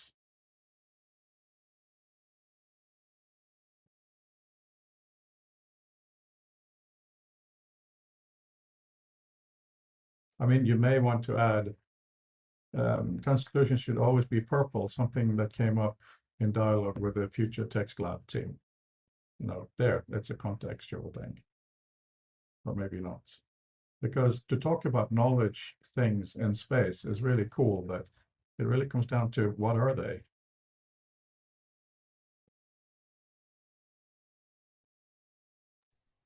Yeah, exactly. Yeah. To put a little bit more context on my answer, I guess I'm listening to and reading. I bought both the visual text and the audiobook of Apple in China. That's a thrilling read. It's about just the sort of the enormous technology transfer that that company appears to make to China every year for the purposes of making technology and the sort of the semi-coincidental and unintended geopolitical consequences of it that we are now living in, for better and worse. But one of the things that I do periodically as I'm listening to it is have to stop and look up some information and sort of generate these bubbles of activity. And it would be really cool to have those kind of pinned. You can highlight pieces of text within the book. You can, I presume, put a pin in sort of person moments within the audiobook, but they're not bound together as tightly as the actual activity is. And because it isn't, I don't use that as a structuring regime for my thoughts around it. But if it were, then I think that the sort of the timeline effectively of the book or the page count of it would look a lot different in terms of the bits pulled out of it and the constructions that I have, or the ability that I would have to be able to kind of take those and give them to other people. I because I use Kindle, I have been struck somewhat by the fact that if a large enough number of people have highlighted a specific paragraph, then those things get kind of socially highlighted. And to that end, I have taken to starting to actually highlight things for the purposes of demonstrating them to other people, that sort of diffuse crowd of other sort of fellow Kindle readers. And I think that's really interesting as a social sort of indicator. And it would be really cool for folks to be able to kind of envision that more strongly and take that further as an opportunity and as a responsibility to kind of highlight and demonstrate different things from a book as fellow travelers through that information space. Not sure what to do with that, but I think that would be a really fun thing to be able to kind of explore and suggest to folks as the future of text and of the future of reading.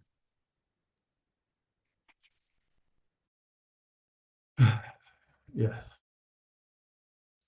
By the way, as you were saying that, I got Claude has been working for quite a while, and he told me, look at that number. That's how many tokens it took to fix a column. there's going to be a reckoning at some point, in a not so very distant future, where we need to reevaluate what it is that LLMs do for us and what it appears to cost. That's not to say that we haven't discovered some really interesting utilities, but I think folks got a little bit over their skis in terms of what they thought they could do with it, and what the sort of the resulting challenges were. I hope China helps in that regard by building dirt cheap models and being able to kind of reconcile what people are doing with them versus what is a worthwhile way of kind of marshaling resources toward that end. But I don't think the book is closed on that yet. No, it is it is interesting. I mean, I've been using the last week as an artist with a new tool and decided, it's my research budget, I'm going to use it. But over time, I have asked it more to use Apple Intelligence, local models. So for instance, now I built a way when you import PDFs into this to read the PDFs, analyze them, find the visual meta, get the abstract, all of that stuff. That's using Apple Intelligence. So that means that I'm using Claude to develop a system whereby it breaks the contents down in chunks that Apple Intelligence can use. Right? Because if you just give it straight to the local, it very often just says, no, thank you. So all these techniques are coming out of it as well. Yeah, absolutely. There's a whole multitude of different ways of wrangling it, or passing work through different sort of styles of transformer. One of the goals that I've set for myself is to really understand what it is that LLMs are, from the sort of the ground floor this year, and I haven't started yet, but I promise I will. Also, if you're on an M4 Max, then it'll be worth your while to learn how to use the foundation models from CLI there. So if you type FM, then you launch the foundation model in terminal, and you can do a lot of stuff directly from there, and you can stitch a lot of capabilities in a pretty interesting way. It works on my M1 Max, but it is barely worth it. Yeah, take a look at that as a way of being able to stitch workflows together. It's really great for building Python. Xcode technically has the ability to build like websites and other things, but I don't know anybody who uses it for that purpose particularly. So yeah, the CLI FM capabilities are pretty interesting to kind of weave into Bash scripts, or Python, or HTML and JavaScript and stuff like that. And especially some of the stuff that I've been doing with spatial CSS, which are, you can't see the outcomes of, but you can see the proposals for, are very much in line with this sort of pretty opportunistic and flexible kind of representations that I think will be able to carry us into a future of hypertexts in particular. These native apps are really cool as sort of sandboxes and moments for experimentation, but I think where it becomes really interesting is when you can kind of lightly stitch these together as effortlessly as the web has allowed you to do in the past, and looking forward to being able to get that out to more people. So this is what Claude is saying about what you're saying. So thank you for that. It says, good moment for this question. The app already has several AI seams. My perspective can be grounded rather than abstract. Let me check what the map agent already does and refresh on the framework's current capabilities.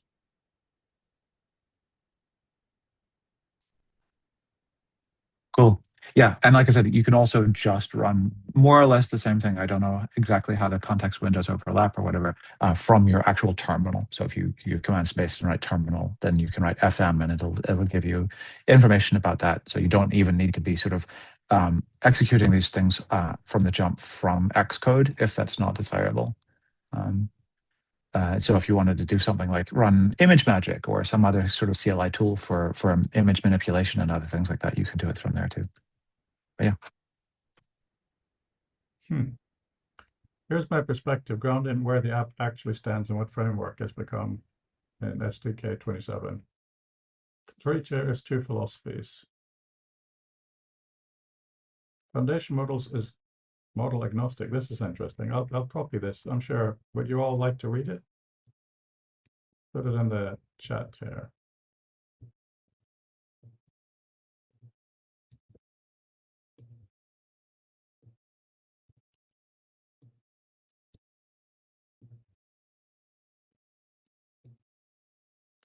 It's just kind of crazy to be able to interrogate the tools of its own capabilities like this. That's definitely one of the benefits.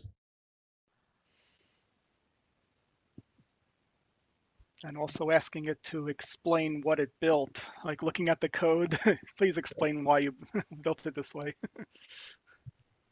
For sure. During this conversation, I took about 10, 15 minutes and decided to go back to some of my research regarding Roy Stringer's Navahedron over in Claude, and it gave me something.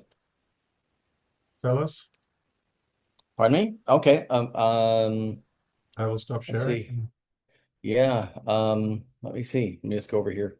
I just said, can this do this? And I said, here we go. And we go back to here, and let's see here. Nose.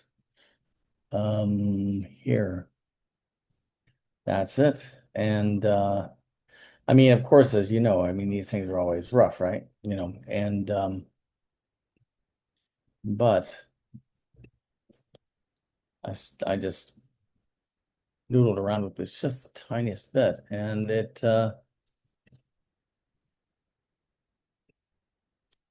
I'm sort of a little bit more into solids, but this is, let's see. There we go. Centers up, gives you some of the metadata, and then I was looking at also then aggressively going down into other platonic solids, which is something I wanted. And there you are. There's a new one. There isn't much about going backwards or anything like that, but you know, I said that's yeah, that was something that I was sort of, and then of course, you know, you can, you know, bring in links, you can do other things, but I said this is something I've been chasing probably for 10 years. Interesting. So yeah. Tell me more about that kind of view, Patrick, because I'm about to implement that. What's And that? That kind of a view, the Mm-hmm. navigating with the circles like that. I've always found it Right. fascinating, but not really useful. But since you just use it, I'd like to hear, can we make that useful? Well, are you familiar with Naturofficial's you know, it used to be web-based until 2001, you know, the brain. So in other words, it was very interesting is that in that it was, you know, a mind map that would expand, and then it would center up on that node to whatever was it was being linked to, and then it had indices on one side or the other, however you wished. In this case, you know, I was always interested because Roy Stringer was a mentor of mine back in the day, and then that's how I got to know Daniel Brown a little bit. And so who's also, you know, really someone what, you know, I study his noodle box quite closely. The thing where you have modules in Flash and put it together is kind of like these informational cities. And he did that, I think, in 98. Um, but what happens is that, you know, you know, I kind of felt that Roy's Navahedron system was a bit limited because of the fact that, you know, you were limited only to the um,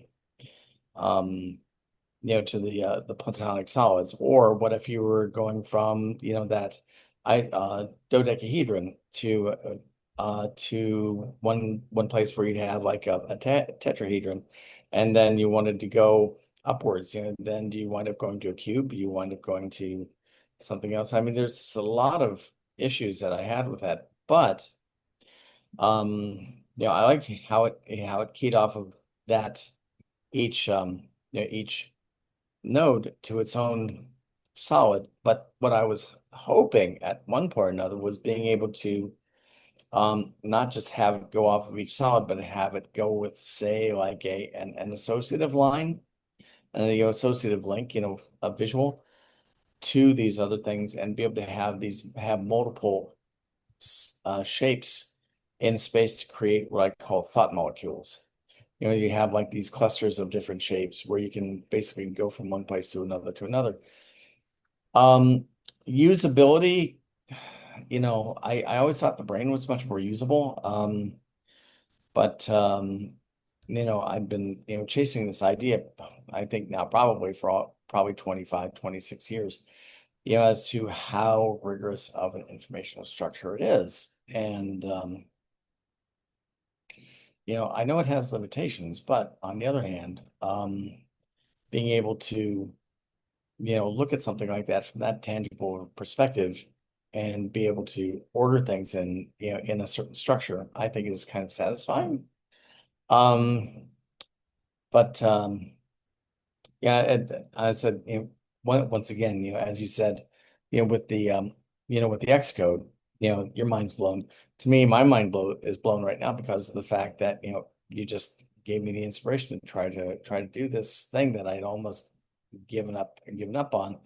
And there it is. Now what do you do with it, right? So you inspired me, Patrick. So I'm going to tell Mm-hmm. you that the prompt that I just gave Claude, because it's Mm-hmm. intentionally artistically stupid. Well, that's fantastic. As an absurdist, I respect that. Okay. So you showed me 3D bits in space. Mm-hmm. And the thing I showed you earlier, the circle with all the cool colors, is called a weave. Yes, I love these. I really like these things. So I wrote this prompt. Please build a weave that has a 3D model. There should be a keyword, Mm, node, person, and any other element in the center, which will connect to what is in the sphere. The sphere mm, should be all documents in the system now to be ordered later. This might be nonsense, but I'd like to experiment, to learn about the interaction. And then I added, and now it may get confusing. hmm There should be an inner sphere with documents and another sphere outside that of people, and then a third outside of locations, all evenly spaced on the circumference of their respective spheres, right? So the Fantastic. notion, if it builds it, first we'll see it on the Mac. But if we can put it in the headset, being able to walk in and out of the room may make sense, but then Yeah. it's a sphere that the locations don't necessarily make sense. So then we may need to define axes, north, south, east, west. Yes. Maybe there's an alphabetical thing. Maybe it's maybe hmm sphere is stupid. Why not? Maybe we need a cylinder. Maybe we need something else. Yes. But I mean, this is fantastic. It's the fantastic first step. Is it So what's it doing? our friend Claude came back with a 3D weave, 3 concentric node spheres with a recentrable hub. SceneKit is the right vehicle on the Mac. Free orbit, zoom camera, real hit testing for the interaction experiments you're after. Building it as a view module. So now it's doing it. Mad, right? It recommended hmm SceneKit. Yeah. I'm not saying I'm that's sorry. clever. You're the one who would judge that. I think it might still be the right thing today, but Reality Kit would be what we should do generally internally is make it so that Reality Kit is the right choice for the future. I think Mm. one of the issues is that Reality Kit is a little bit too low level, sort of tied to the idea that you would have a gamey kind of thing rather than richer sort of constraint based stuff. Sure. It would be nice for Swift UI to do it as well, but yeah, and these are all sort of things that we can improve in the future. It's not doing nothing. Okay.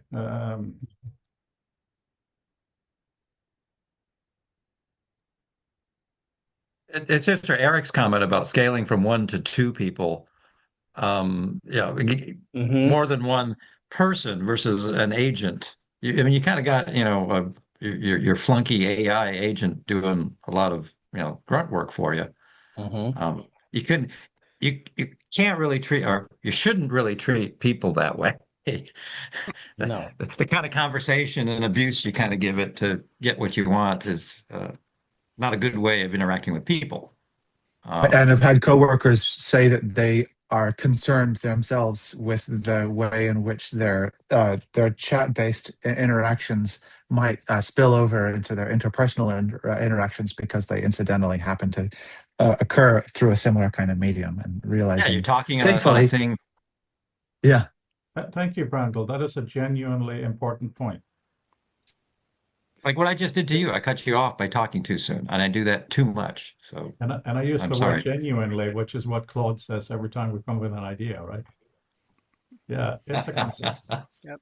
But I'm talking about a more practical concern. Like if Frode and I want to collaborate on an app and we're both using coding agents, yeah, how to integrate it properly, we still need some human procedures for how we Yeah, do this.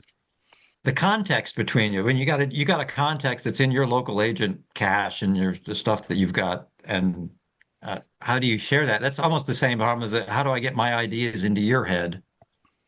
You know, Hmm. I write a book, I teach a course. You know, that's kind of the end result. You can't do that when you're in the middle of working on something. So you push code to a GitHub, and oh, you pull this, and I push that. That really doesn't work for highly interactive stuff. You can get pretty good at it, and we've had to because of remote development and distributed teams and all. But Right. it's not the really way you get that high. You know, that's why co-location, you know, no more remote developers and stuff is happening because you want to have the people in the room being able to, you know, Hmm. touch each other, tap each other on the shoulder. Oh yeah, and just to be able to just talk without having to make a call first. Peter, it was funny what you wrote about I can write buggy software all by myself. The biggest shock for my programmer friends when they saw Claude in Xcode was the damn thing refactors. Just without even being told. So I don't know whether the code is buggy or not, but I do know that it has to pretend to be a human. It doesn't just do a human who is using Xcode. Here it is, by the way.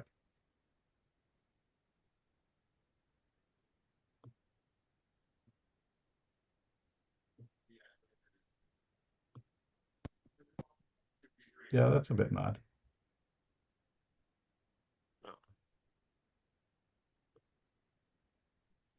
Keep on pushing that. Keep on pushing. Well, look what we're going to do. Yeah. So Whoa. I'm doing this. I'm leaning on one arm, right? And I'm going to using my other hands. I'm saying I'm doing this one-handed. I'm going to say now, I'm going to choose iOS, not iOS, Vision Pro.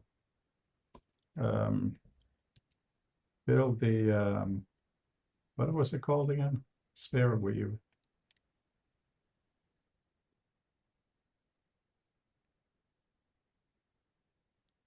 I'll say pretty please, actually. Whew. I wonder what it will say.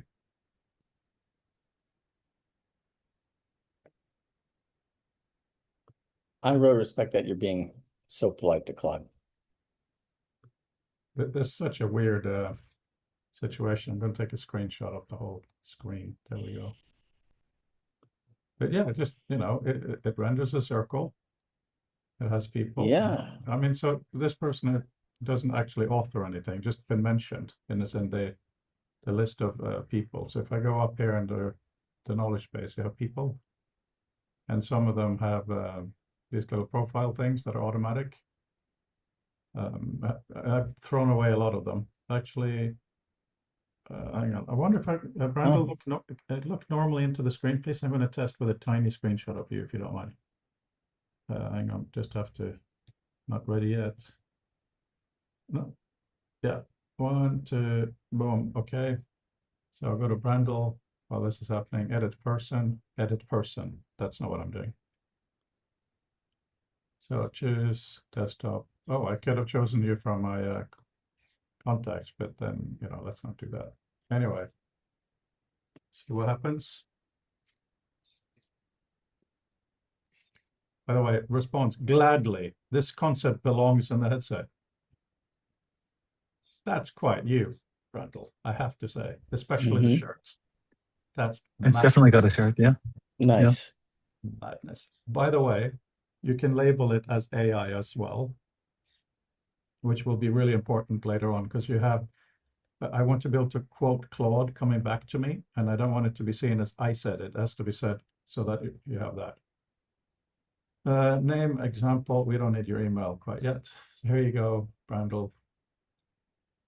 Yeah, that's authors. So we have things like author circle. For some reason that doesn't render everybody. I think it's locked with data, so I have to update that. But yeah, these are all the authors and all the books. So all of this just works now. This was a few minutes worth of work because it went through the reader database, so it knows the folder. So it can copy them, copy to sites, all of that good stuff. So we're waiting here.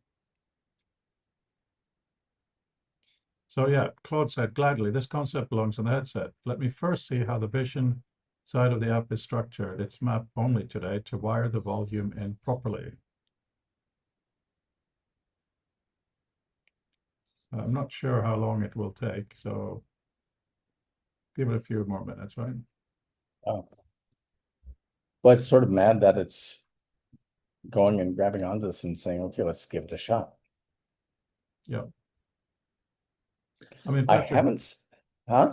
no, Patrick, please go on.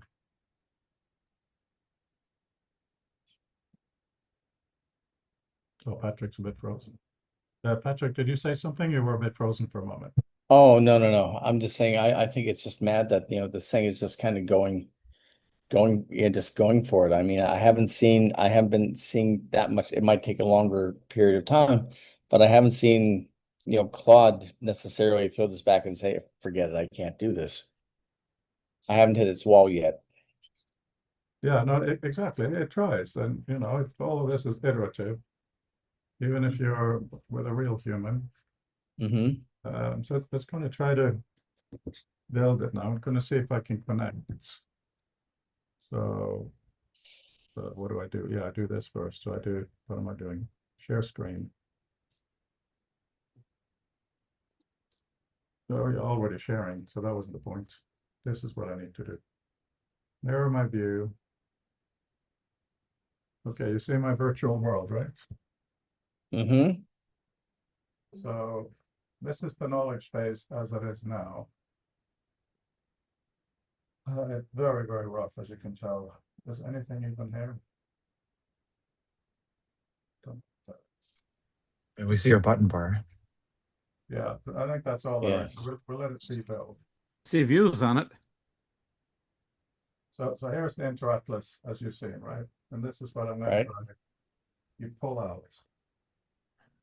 You get well, here are the settings. Oh, this is an old build. Okay. That's why you have two angles.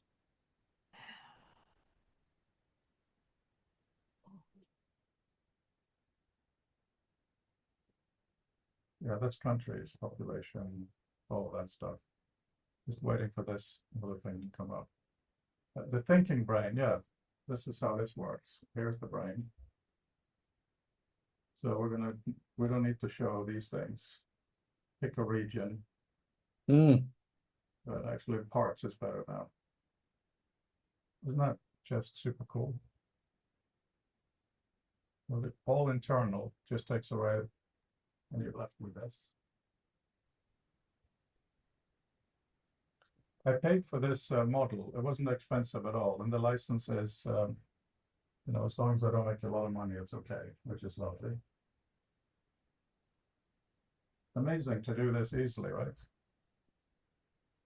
Yeah. So I haven't really wired up what these networks do yet. It started putting the things together. So Randall, don't get too annoyed at me not having done that yet, because you know what this is all about.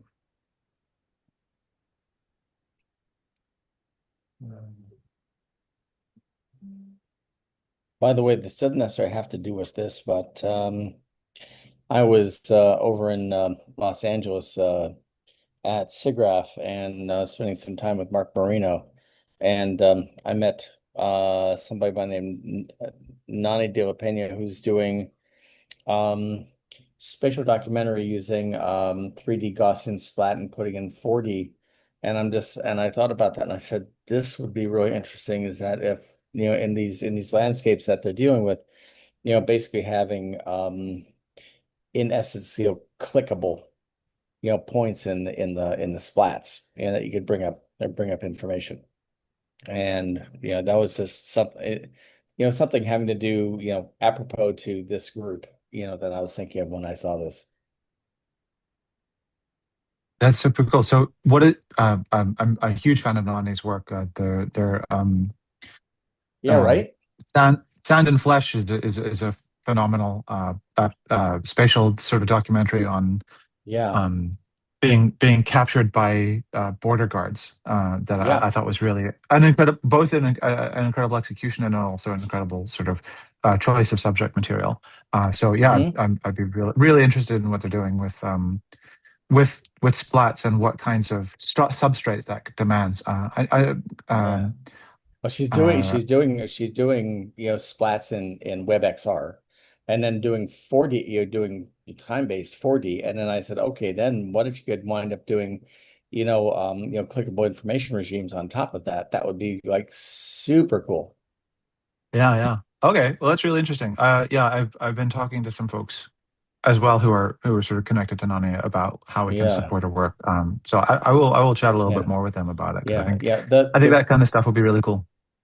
The one thing she said, is that she and the group that she's working with, are, I guess, open sourcing a whole bunch of tools to, do kind of like, facilitate the kind of work that they did with the I think was the Alameda fire, that particular Mhm. piece in that particular project. And they said they're interested in starting like an open source kind of group, to help, develop these things. And I thought that was really, really super interesting.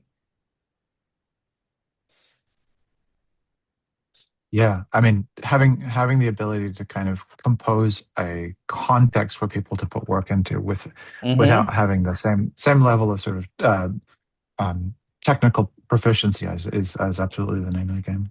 Right. And the thing that I'm getting really interested in right now, with the headsets and that sort of thing is, WebXR. Yeah, well, local hosting and then WebXR. And I don't have the resources to have a Vision Pro, so I'm using Quest 3. I'm using Quest 3S, and the one reason why I'm using an S versus a 3 is that the lower resolution that you have in the headset means you're pushing less data and it has higher performance actually. So you're saving money and getting higher performance. It's the same Snapdragon, as in both headsets. So you're pushing less data and you're getting higher performance. And I don't really think between the two, the the amount of resolution difference is, that annoying. Yeah, yeah, no, the main thing is that with the 3S was an attempt to reduce the overall cost of the bill of material. So there are maybe Yeah. some slight differences in terms of things like the RAM or the bridge, things like that. Yeah, I mean, But overall, yeah, you're getting a lot of the I same sort of capabilities. well, the thing is that, the performance of the 3S is actually better than the 3 because of the lower resolution. Yeah. The one thing I would say about WebXR is that there are a lot of things that you will. So right now, it is the least worst thing you can do. Once we get spatial CSS out, there will be Sure. real benefits to being able to kind of work with things as CSS. There's been a lot of buzz. I'm not sure how technical your interests sort of get, but there's been a lot of buzz about this idea of HTML and Canvas. This idea that Uh-huh. you can kind of render, and that is good, but it is still a solution that prioritizes the sort of the imperative programmer heavy approach to web content authoring Sure.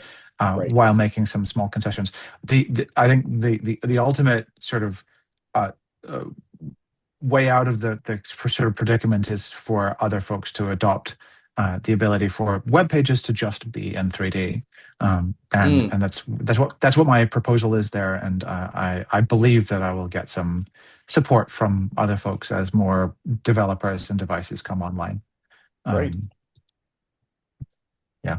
So yeah, keep an eye out for those things because I think that what happens when pages can just go like, oh no, these things are in a globe. They don't. It's not that they look like a globe; they are an actual globe.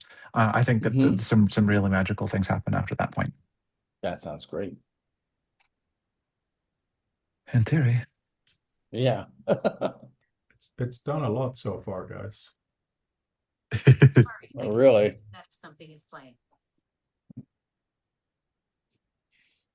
So yeah, Mm. may actually give us something. So Siri, I'm not talking to you. I got a new battery in my phone today and I forgot to do the right kind of restore, so now everything is fresh and it's a bit confusing.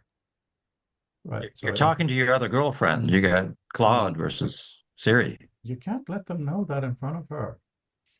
No. No, can't, we have to keep them apart. The- Okay, so it's building it here in simulation first.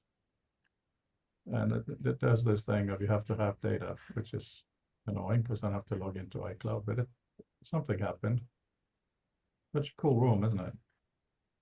Mm-hmm.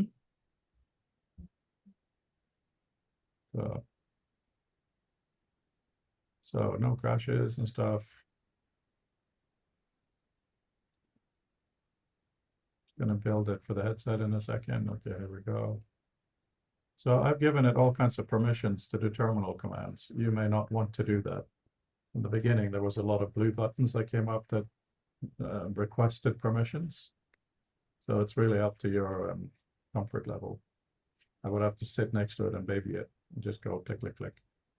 Mm. All right, so now we're going to try to build it for this and that.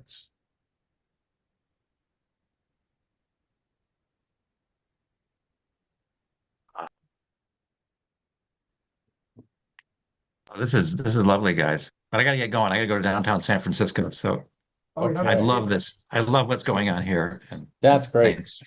It's building. And hopefully I'll be able to contribute a bit more. Thank you. Yeah, Get so back in home 2 next week. seconds, downtown San Francisco. Have a crowd for me. Yeah. Oh, yeah. We're gonna do. I'm gonna do some. Gonna have some dim sum. I think. I got a good place to go. Got. Peter, Oh, have you ever been to Yeah. the Eigen office? I've never heard of them Eigen? before, but there's No. a NY. It's a place that they're doing some interesting research in computing, and a friend, well, a guy who is also on stage with Andrew McLuhan, Ruby Justice Tillot, who's talking about digital culture, is doing a talk up there this evening. I was thinking of getting to it, but I may not make it. Somebody also provided a counteroffer of assembling some IKEA furniture, which I can rarely resist. But yeah, like take a look for it, or yeah, let me see where they are, because it sounds like they do talks, and if you are at a loose end, then it's I think always interesting to see what the kids are talking about. Yeah. Exactly. I mean, I get a lot of that back home. Here I'm vacationing with family and got a kid going who's in the San Francisco Opera. We're gonna go visit. Oh, So we got to nice. bring him to rehearsal. So got Very family nice. things. My real people, not AIs. I'm Hey, dealing we're with here. real. Oh, Why not you're look real. real? Are you? Am I sure about this? I look completely real. There you go. With the headset on, I'm not so sure. Yeah, okay. Remember the first Um, time Brendel took the headset on in a session just after it got announced. It's like, here, guys, I've had this for a while. Oh, yeah. But glad you could join us, Peter, obviously. Yeah, thank you, keep Peter. up the good work, guys, and I'll watch the chats and the summaries and stuff like that to catch up. There we go. And I can't make it. Perfect, perfect. Take Ciao, care. guys. Bye. By the way, Frode, Bye. it's when see, it's Deanie Grigard came over to Winona State and she let me, try the Apple Vision out, and I was pretty impressed. It's a really good piece of hardware. What did she show you in it? What experience? Really kind of showing, really she was just showing me mainly the next lab work and that sort of thing. So Yeah, and which nice. I'd seen, but yeah, it's for the most part, I was really sort of interested in the seeing what the experience of the resolution of the headset was and what the ergonomics were of it and that sort of thing. And it's interesting. I'm just my main concern at this point is certain levels of usability for certain applications, and as opposed to the Quest, and then of course the price point. Yeah. Well, you know. again, one of the things with WebXR is that because the website is responsible for rendering, then you can't make use of the foveation other than No. fixed foveation. So the center of the screen is slightly higher resolution than the outside of the screen. But if you have the full eye tracked foveation capability, then you can render at 40 pixels per degree in the center, and then just move that around so that Right. you have it at full resolution. And that's what having the external sort of capabilities entails. Right. WebXR won't ever have that capability because of where the responsibilities of rendering lie. Of course. Because the website can't not know. It's not safe to allow it to do that. And that sort of applies as much to a Quest like or a Quest Pro as it would to Vision. So, one of the sort of conclusions that other people, not just Apple, have come to is that having the browser render rather than the website is an essential sort of step. Sure. And so yeah, there are fidelity issues that are also resolved by switching to something more like spatial CSS. So once we get those capabilities online, then I think a lot of things will get a lot nicer as well as a lot easier. Sure. So kind of on that also, in terms of this hardware, let me just show you something here that isn't that. It's still trying to do that. Okay, so I'm going to step back from this forever thing, but I want you to look at my hand. The way you see it on the screen, it looks like a normal camera filming the hand, right? The quality, especially of the hand rendering, is such that after a while, I forget I have this blacked out peripheral. I look at my hand and I think I've taken my headset off. When you look into nature like this, it's very high quality, but it's still not, quite retina quality. It's just very, very good. But the issue that I have more is when people, as I said earlier, to get people to understand some of these gestures can take a while. And the way people, like to zoom in, you do pinch, do this, right? Or pinch out and do it, go in. So many people, they do it in the middle, or they do it and they don't let go. Those are real interface issues that deserve attention. I'm sure Apple's working on it, but it takes, like any platform, like even moving a computer mouse takes a bit of learning.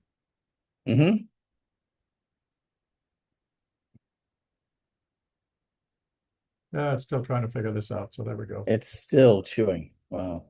Yeah, it's trying to figure out why it doesn't show anything cool.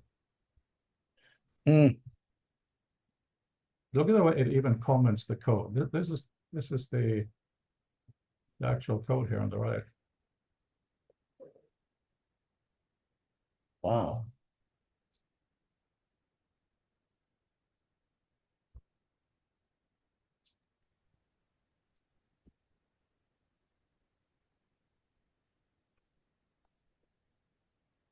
The three shells, each node evenly spaced on the sphere by the Fibonacci lattice.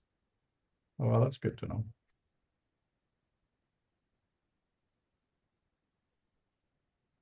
So this thing will render as a sphere at some point and to some degree, and maybe that's enough to kick us into what else it can do. I mean, you mentioned Dini. I mean, we did the Sloan work. She wanted the user to sit in a swivel chair and to have a spherical environment. Yeah. The work I'm doing now is quite different from that. It's extruding basically from the wall. But what we're doing together right now is a sphere.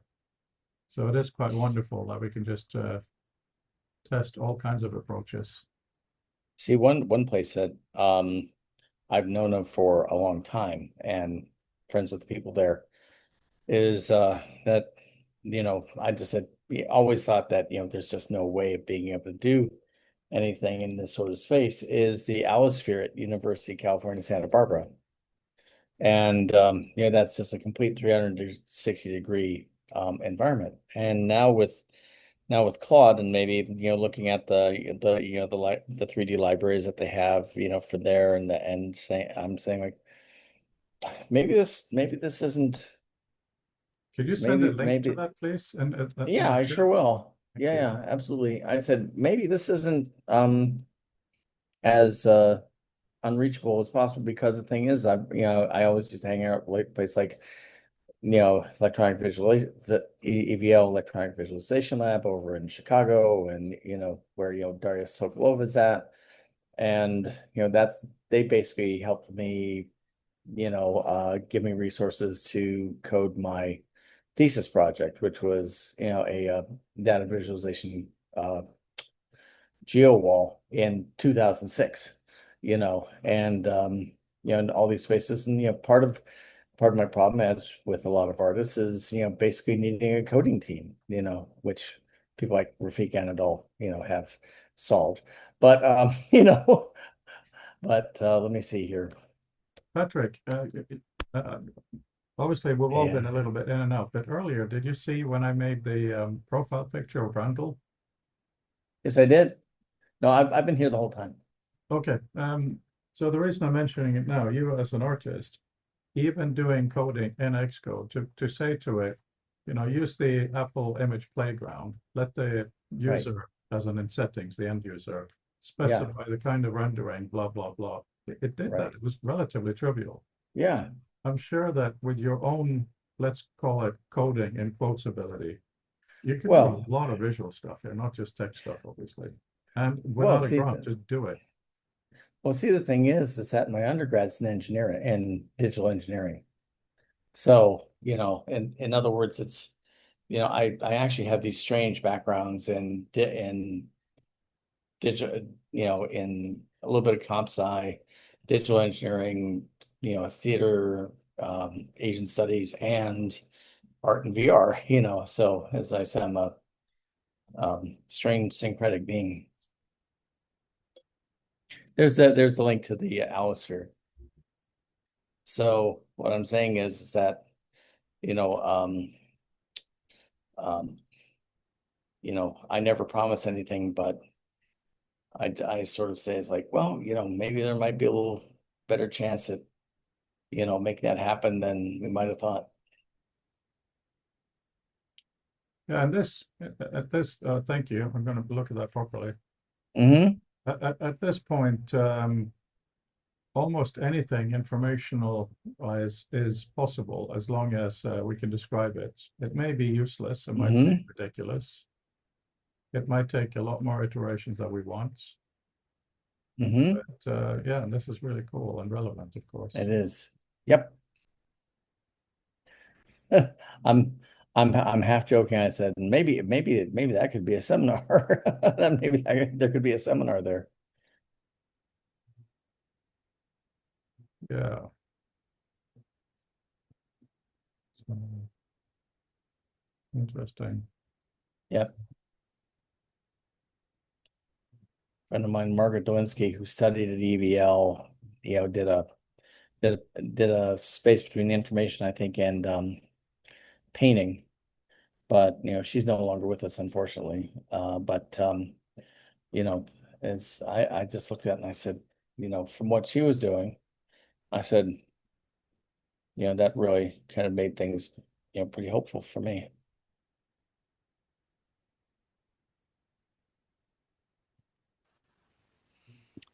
So in terms of arts, what I would really like to see are high quality music visualizations that could be Mm-hmm. integrated with a live performance, and that would be like an assistive technology to help people understand what's happening in the music.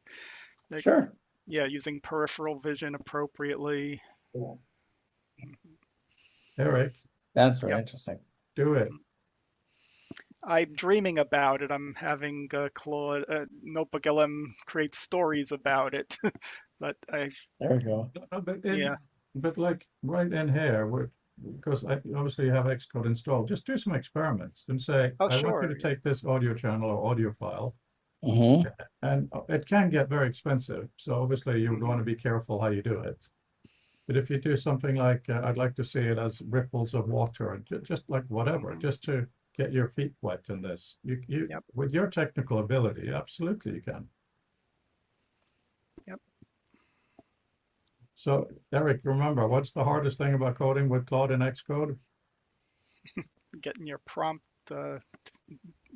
working on iterating, and The only thing hard is not talking about it all the time to everyone in the Oh, world. yeah, right. Yeah. That's the reality of it. Yep. Yeah. At least all my friends and family keep saying that.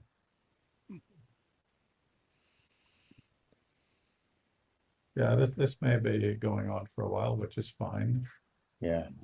The thing is, it has a level of, let me call it intelligence, whereby I'll ask it for something. It'll say, oh, well, we kind of have the code for this for the other thing that we just made. So Yeah. once we do these spheres, I don't have to explicitly say that, and it's not stupid and just starts afresh. So this isn't wasted. Right.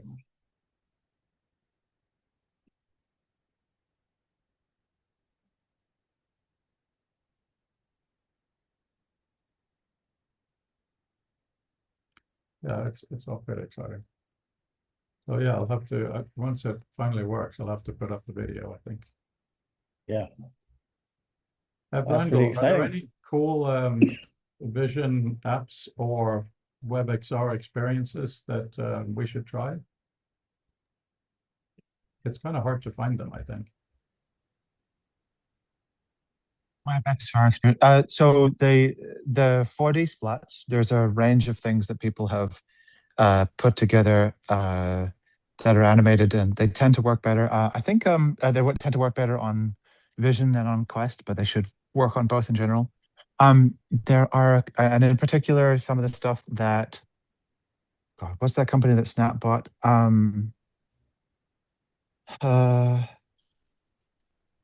It's not Splat Studio, but maybe it is. Play Canvas. So Play Canvas is Splat stuff that Willie Scott has been doing. Is really good. Then the 4DGS.ai stuff, the animated splats. The performance can deteriorate there, but especially since you're using a Vision Pro with M5, I think you'll get good performance out of that.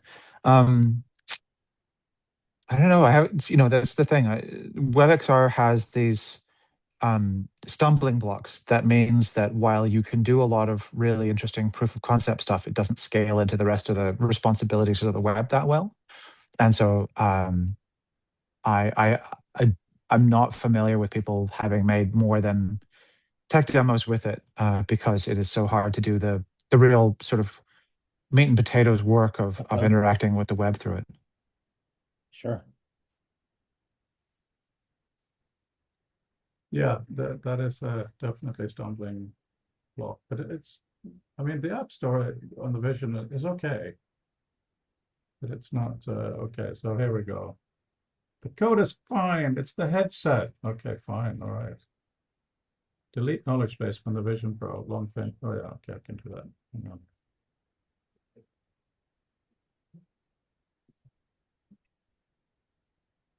Claude is saying it's not me. Restart the headset, really? Okay. Well, that's going to take a few minutes. But yeah, anybody feel inspired today for wild and wacky and useful knowledge being and experiences? It was a great session. Yeah. Great session. Glad to take part. As I said to you earlier, I took a screenshot because we had that sphere thing and all this tech stuff. So I put it in the family text chat, and my son comments, boring, just as you said that. So yeah, that was funny. But That's yeah, all right. thank you. Yeah. I'm glad you're all here. Yeah. We'll have to keep fun. on pushing. Brandel, a practical question for you. So I shut down the headset. What's the quickest way to start it off? Is it to unplug the power and put it back in? Because often I put it back on and press the buttons. It takes a long time. Any ideas? Just disconnecting and reconnect. Like if it's actually shut down, then just reconnecting the puck is the fastest way up. Do you use the developer dongle strap USB-C thing? Yes. Yeah. You get a much faster connection to your virtual Mac. Your space, so that you can have much higher resolution and a much higher fidelity view of it. And if you're using Mac OS and Vision OS 27 together, you can get a live spatial preview of all of your content, which is really awesome. So that you can look at 3D stuff. It's really good. I'll order it then. It's restarting now. Accessories. We also have to use it for flashing because we often update add a new update to the operating system once a day or so. Really? And so being able to, because Really? we're building the OS, you know. There you are. Yeah. It's hard to find. Let me see here. Not that there's too many. Yeah, it's not on the App Store anymore. Is it some kind of special developer App Store now, maybe?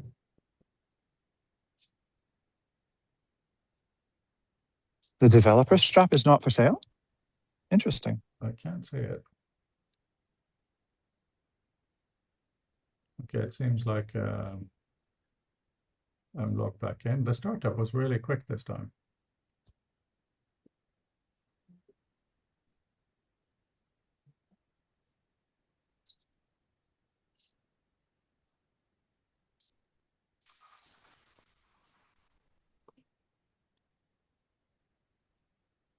Oh, it's changed shape. Okay. Open this thing, origami text. Okay, fine. That seems to be it.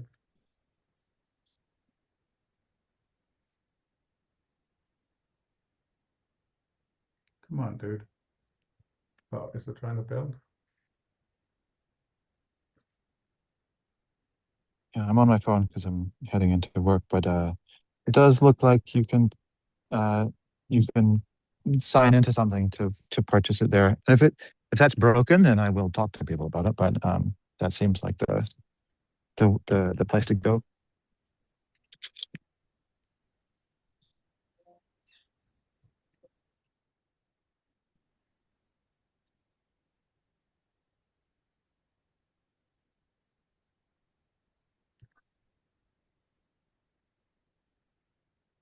Okay, let's just say, am I not sharing screen with you guys? Yeah, currently not. You see me waving about. That's not the most useful thing in the world. Yeah, because it's just showing an open dialogue. Let's see if we can fix this quickly. Obviously, you know, if you need to go, you need to go, but it's kind of wild to see if we'll manage a AI created spatial stuff here. Mm-hmm.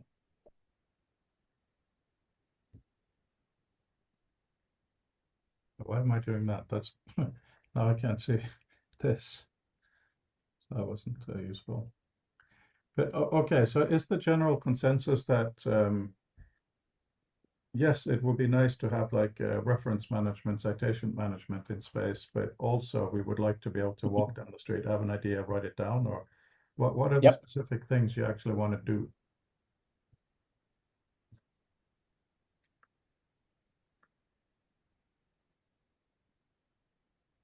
So for any thoughts I have while walking, I have a digital recorder and then I unload it and I use Whisper to transcribe it to text. So I'm thinking of just putting that into the ZZ structure and then classifying the notes with different dimensions. But that I could do on my own. Yeah, it's up to people to think about what makes sense for them. When you're talking about what you just did, do you use an iPhone? No, it's an old digital recorder and it generates WMA files. I have some Python scripts that convert them, and it eventually gives me a markdown with all my voice notes for the day. Okay, that's interesting. Yep. So what I'm thinking in Author, see, my original idea was using the marked text concept to create concept maps from them. Now your current app, it uses a document level for the zigzag structure, and it should be pretty easy to go to a paragraph level or to figure out how to get the concept map to create the nodes. Yeah. But yeah, the key is, yeah, I really want to understand more about what's so special about the zigzag structure. What did Ted really see in it as its potential? Yeah, so and just for my own purposes to really explore that space. That makes sense. Hmm. I think the only way to, oh, hang on, let's try one more thing. I was going to say the only thing to get this to run is to finish the session, and then I'm sure it'll jump in and just do it. Yeah, I'm sure. The launch fix, no spec, there's nothing. Let me trace that path. Tracing the path, yeah. Yeah, it's quantum physics. If you observe it, it doesn't behave. Yeah, or quantum physics or drawing paint. Sometimes boiling water, right? So look at all that little reports here on what it's done. Yep. Well, that's not what I wanted. That's a bit too fancy.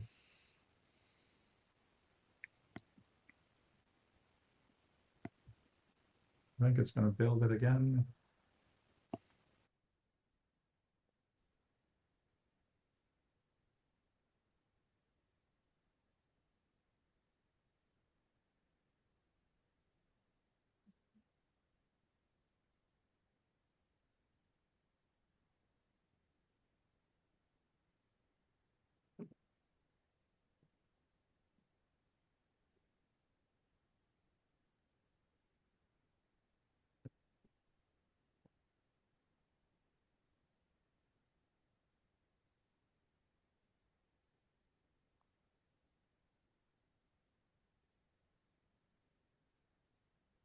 This looks good.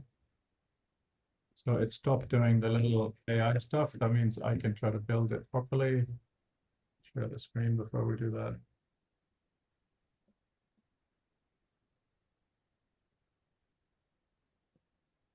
See if we get lucky. Otherwise, dinner and breakfast time.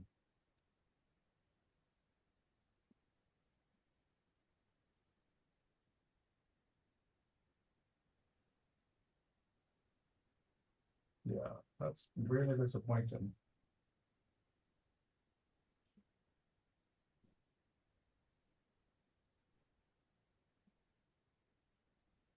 All right, I'll keep plugging. We'll put up a supplemental video on the page if and Okay. when it works. And I look forward to next Monday. And thank you all very, very much for today. Good to see you. It's been fun. Good to see you. And let's change the world. Yeah. Awesome. Yeah. Thanks, Thank everyone. you. for now. Thanks, everybody. Okay, take care. Bye. Bye. Bye.